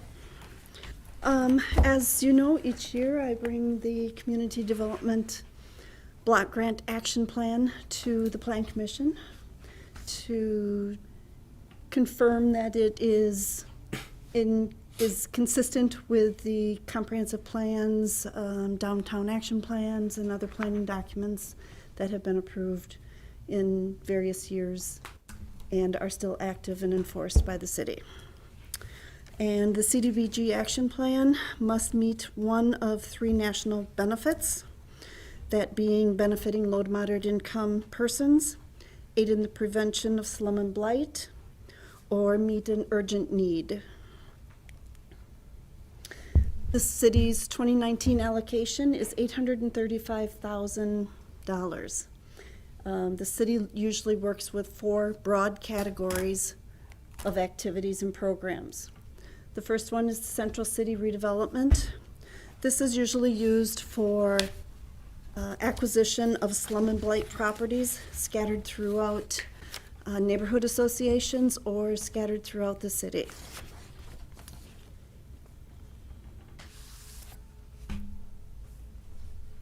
Housing rehabilitation. This serves low to moderate income families throughout the community. We do extensive rehab, both interior and exterior. Roofs, windows, plumbing repairs.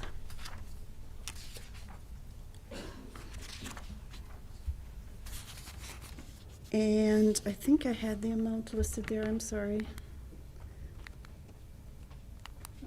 No, I guess I missed it there somewhere.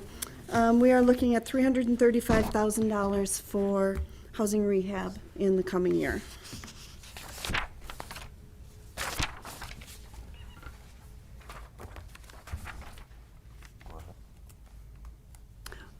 Our public service agents, our public service program, we work with public service agencies that provide services to low to moderate income individuals in the community. We are proposing to allocate $117,000. The maximum that we can commit for the year is 15%. When we're calculating the amount of funds being spent on public service, we also look at funds that may not have been paid out in the prior year but are being paid out in the current year. Those all go toward the maximum of 15% based on a program year, and our program year runs May 1st to April 30th. Some of the public service agencies that we have funded in the last year are the Oshkosh Food Pantry, the Winnebago County Literacy Council, Day by Day, Advocate Nutrition, Advocate Bridges Program, Partnership Community Health, Tri-County Dental, Clarity Care Help at Home, and Christine Ann.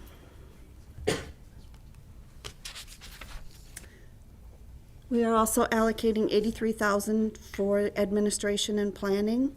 That again has a cap on it of 20% maximum. These funds are used for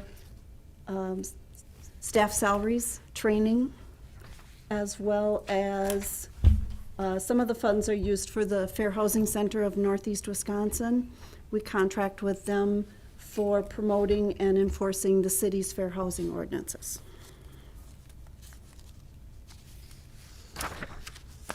So our next steps is we're asking the Plan Commission to make a determination of consistency that the proposed programs and activities are consistent with the city's 2005 to 2025 Comprehensive Plan and Comprehensive Plan Update 2040, official maps and other planned activities of the city.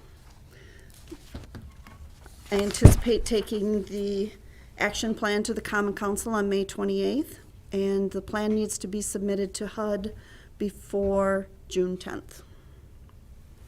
Written comments are being accepted to the end of May and can be submitted to myself at either written comments or can be emailed to me at the email noted on the screen. Any questions? All right, technical questions? Arlene?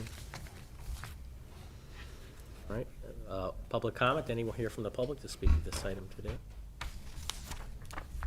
Seeing none, public comment is closed. We have a motion to adopt. So moved. Is there a second? Second. All right, any discussion on the motion? All right, let's go. Ford, Aye. Hintz, Aye. Kiefer, Aye. Terry, Present. Mott, Aye. Groth, Aye. Wojtek. Present. Motion carried 5-0-2. All right, thank you, Darlene. Thank you. Moving on to item number 9. Release and acceptance of various easements within the Morgan District generally located This one. north of West 6th Avenue from Iowa Street to Nebraska Street. Any site inspections on this one today?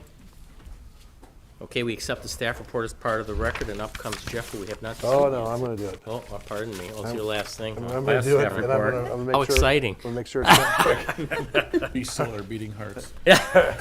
All right, basically what we're proposing is to release a bunch of easements that are in Marion Road area, or not Marion Road, the Morgan District area, and get a couple easements as part of this. Here, these are all the release areas. So you can see the releases follow generally old right-of-ways that used to go through the area that aren't right-of-ways anymore, haven't been used for right-of-ways in a number of years. These areas are where the new development will go. We need to release the easements so we can put buildings in there. There the acceptance. These are these are the accepted areas. This is where is this Campbell Creek coming? Which creek comes through here? Well, there's a creek that's coming through. There's a creek that comes through South Park and all that comes through under here. We need an easement. We have a culvert coming through here, so we need an additional wider easement. I think it's 50, 70 feet wide or something like that. No, it's somewhere in that neck of the woods. So it's He's all being very specific today. So Neck of the woods is it? well, it's in the staff report. I know. So staff is requesting the release of the easements as proposed and the acceptance of the easement as proposed. Everything seems to be fine with the petitioner. This will keep the development process moving forward in the Morgan District. All right, thank you. Technical questions? Standard stuff here. Normally that would have been on like a consent agenda, but Kelly, for some reason, kept moving it to the back of the All right. pack. Anyone here from the public to speak to this item today? Seeing none, public comment is closed. We have a motion to adopt the finding. Motion to adopt the findings and recommendations as stated in staff report. The second. Been moved and seconded. Any discussion on the motion? Seeing none, let us call the roll. Ford, Aye. Hintz, Aye. Kiefer, Aye. Terry, Aye. Mott, Aye. Groth, Aye. Wojtek. Aye. Motion carried 7-0. All right, moving on to planning directors, the final planning director's report from Mr. Oh, yeah. And you guys kind of wore me out tonight. It's after 6, so I can't even take the usual 15 minutes I'd like to take to recap my service to the Plan Commission. First of all, I want to start by saying, I'll make this quick because we've got to work it up. I want to acknowledge Mina. She just got her degree in business management. Yes. So, I'm hoping that... Way to embarrass her. I'd acknowledge that. Secondly, I just want, as most of you know, this is my last Plan Commission with you all.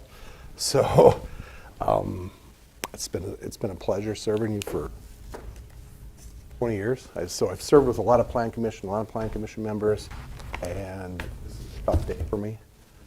Next Tuesday is my last day with the city, and then I go down to Pinehurst, North Carolina, where I'll start my career over again down there and trying to help them out. But I'm so proud of what we've been able to do as a Plan Commission together over, like I said, 20 years, whether it be the Fox River Corridor, Marion Road, downtown revitalization, our neighborhood plans, the various TIF plans, all the discussion that we've had around this table, redoing a whole zoning ordinance, 2 comprehensive plans, and we've done so much more.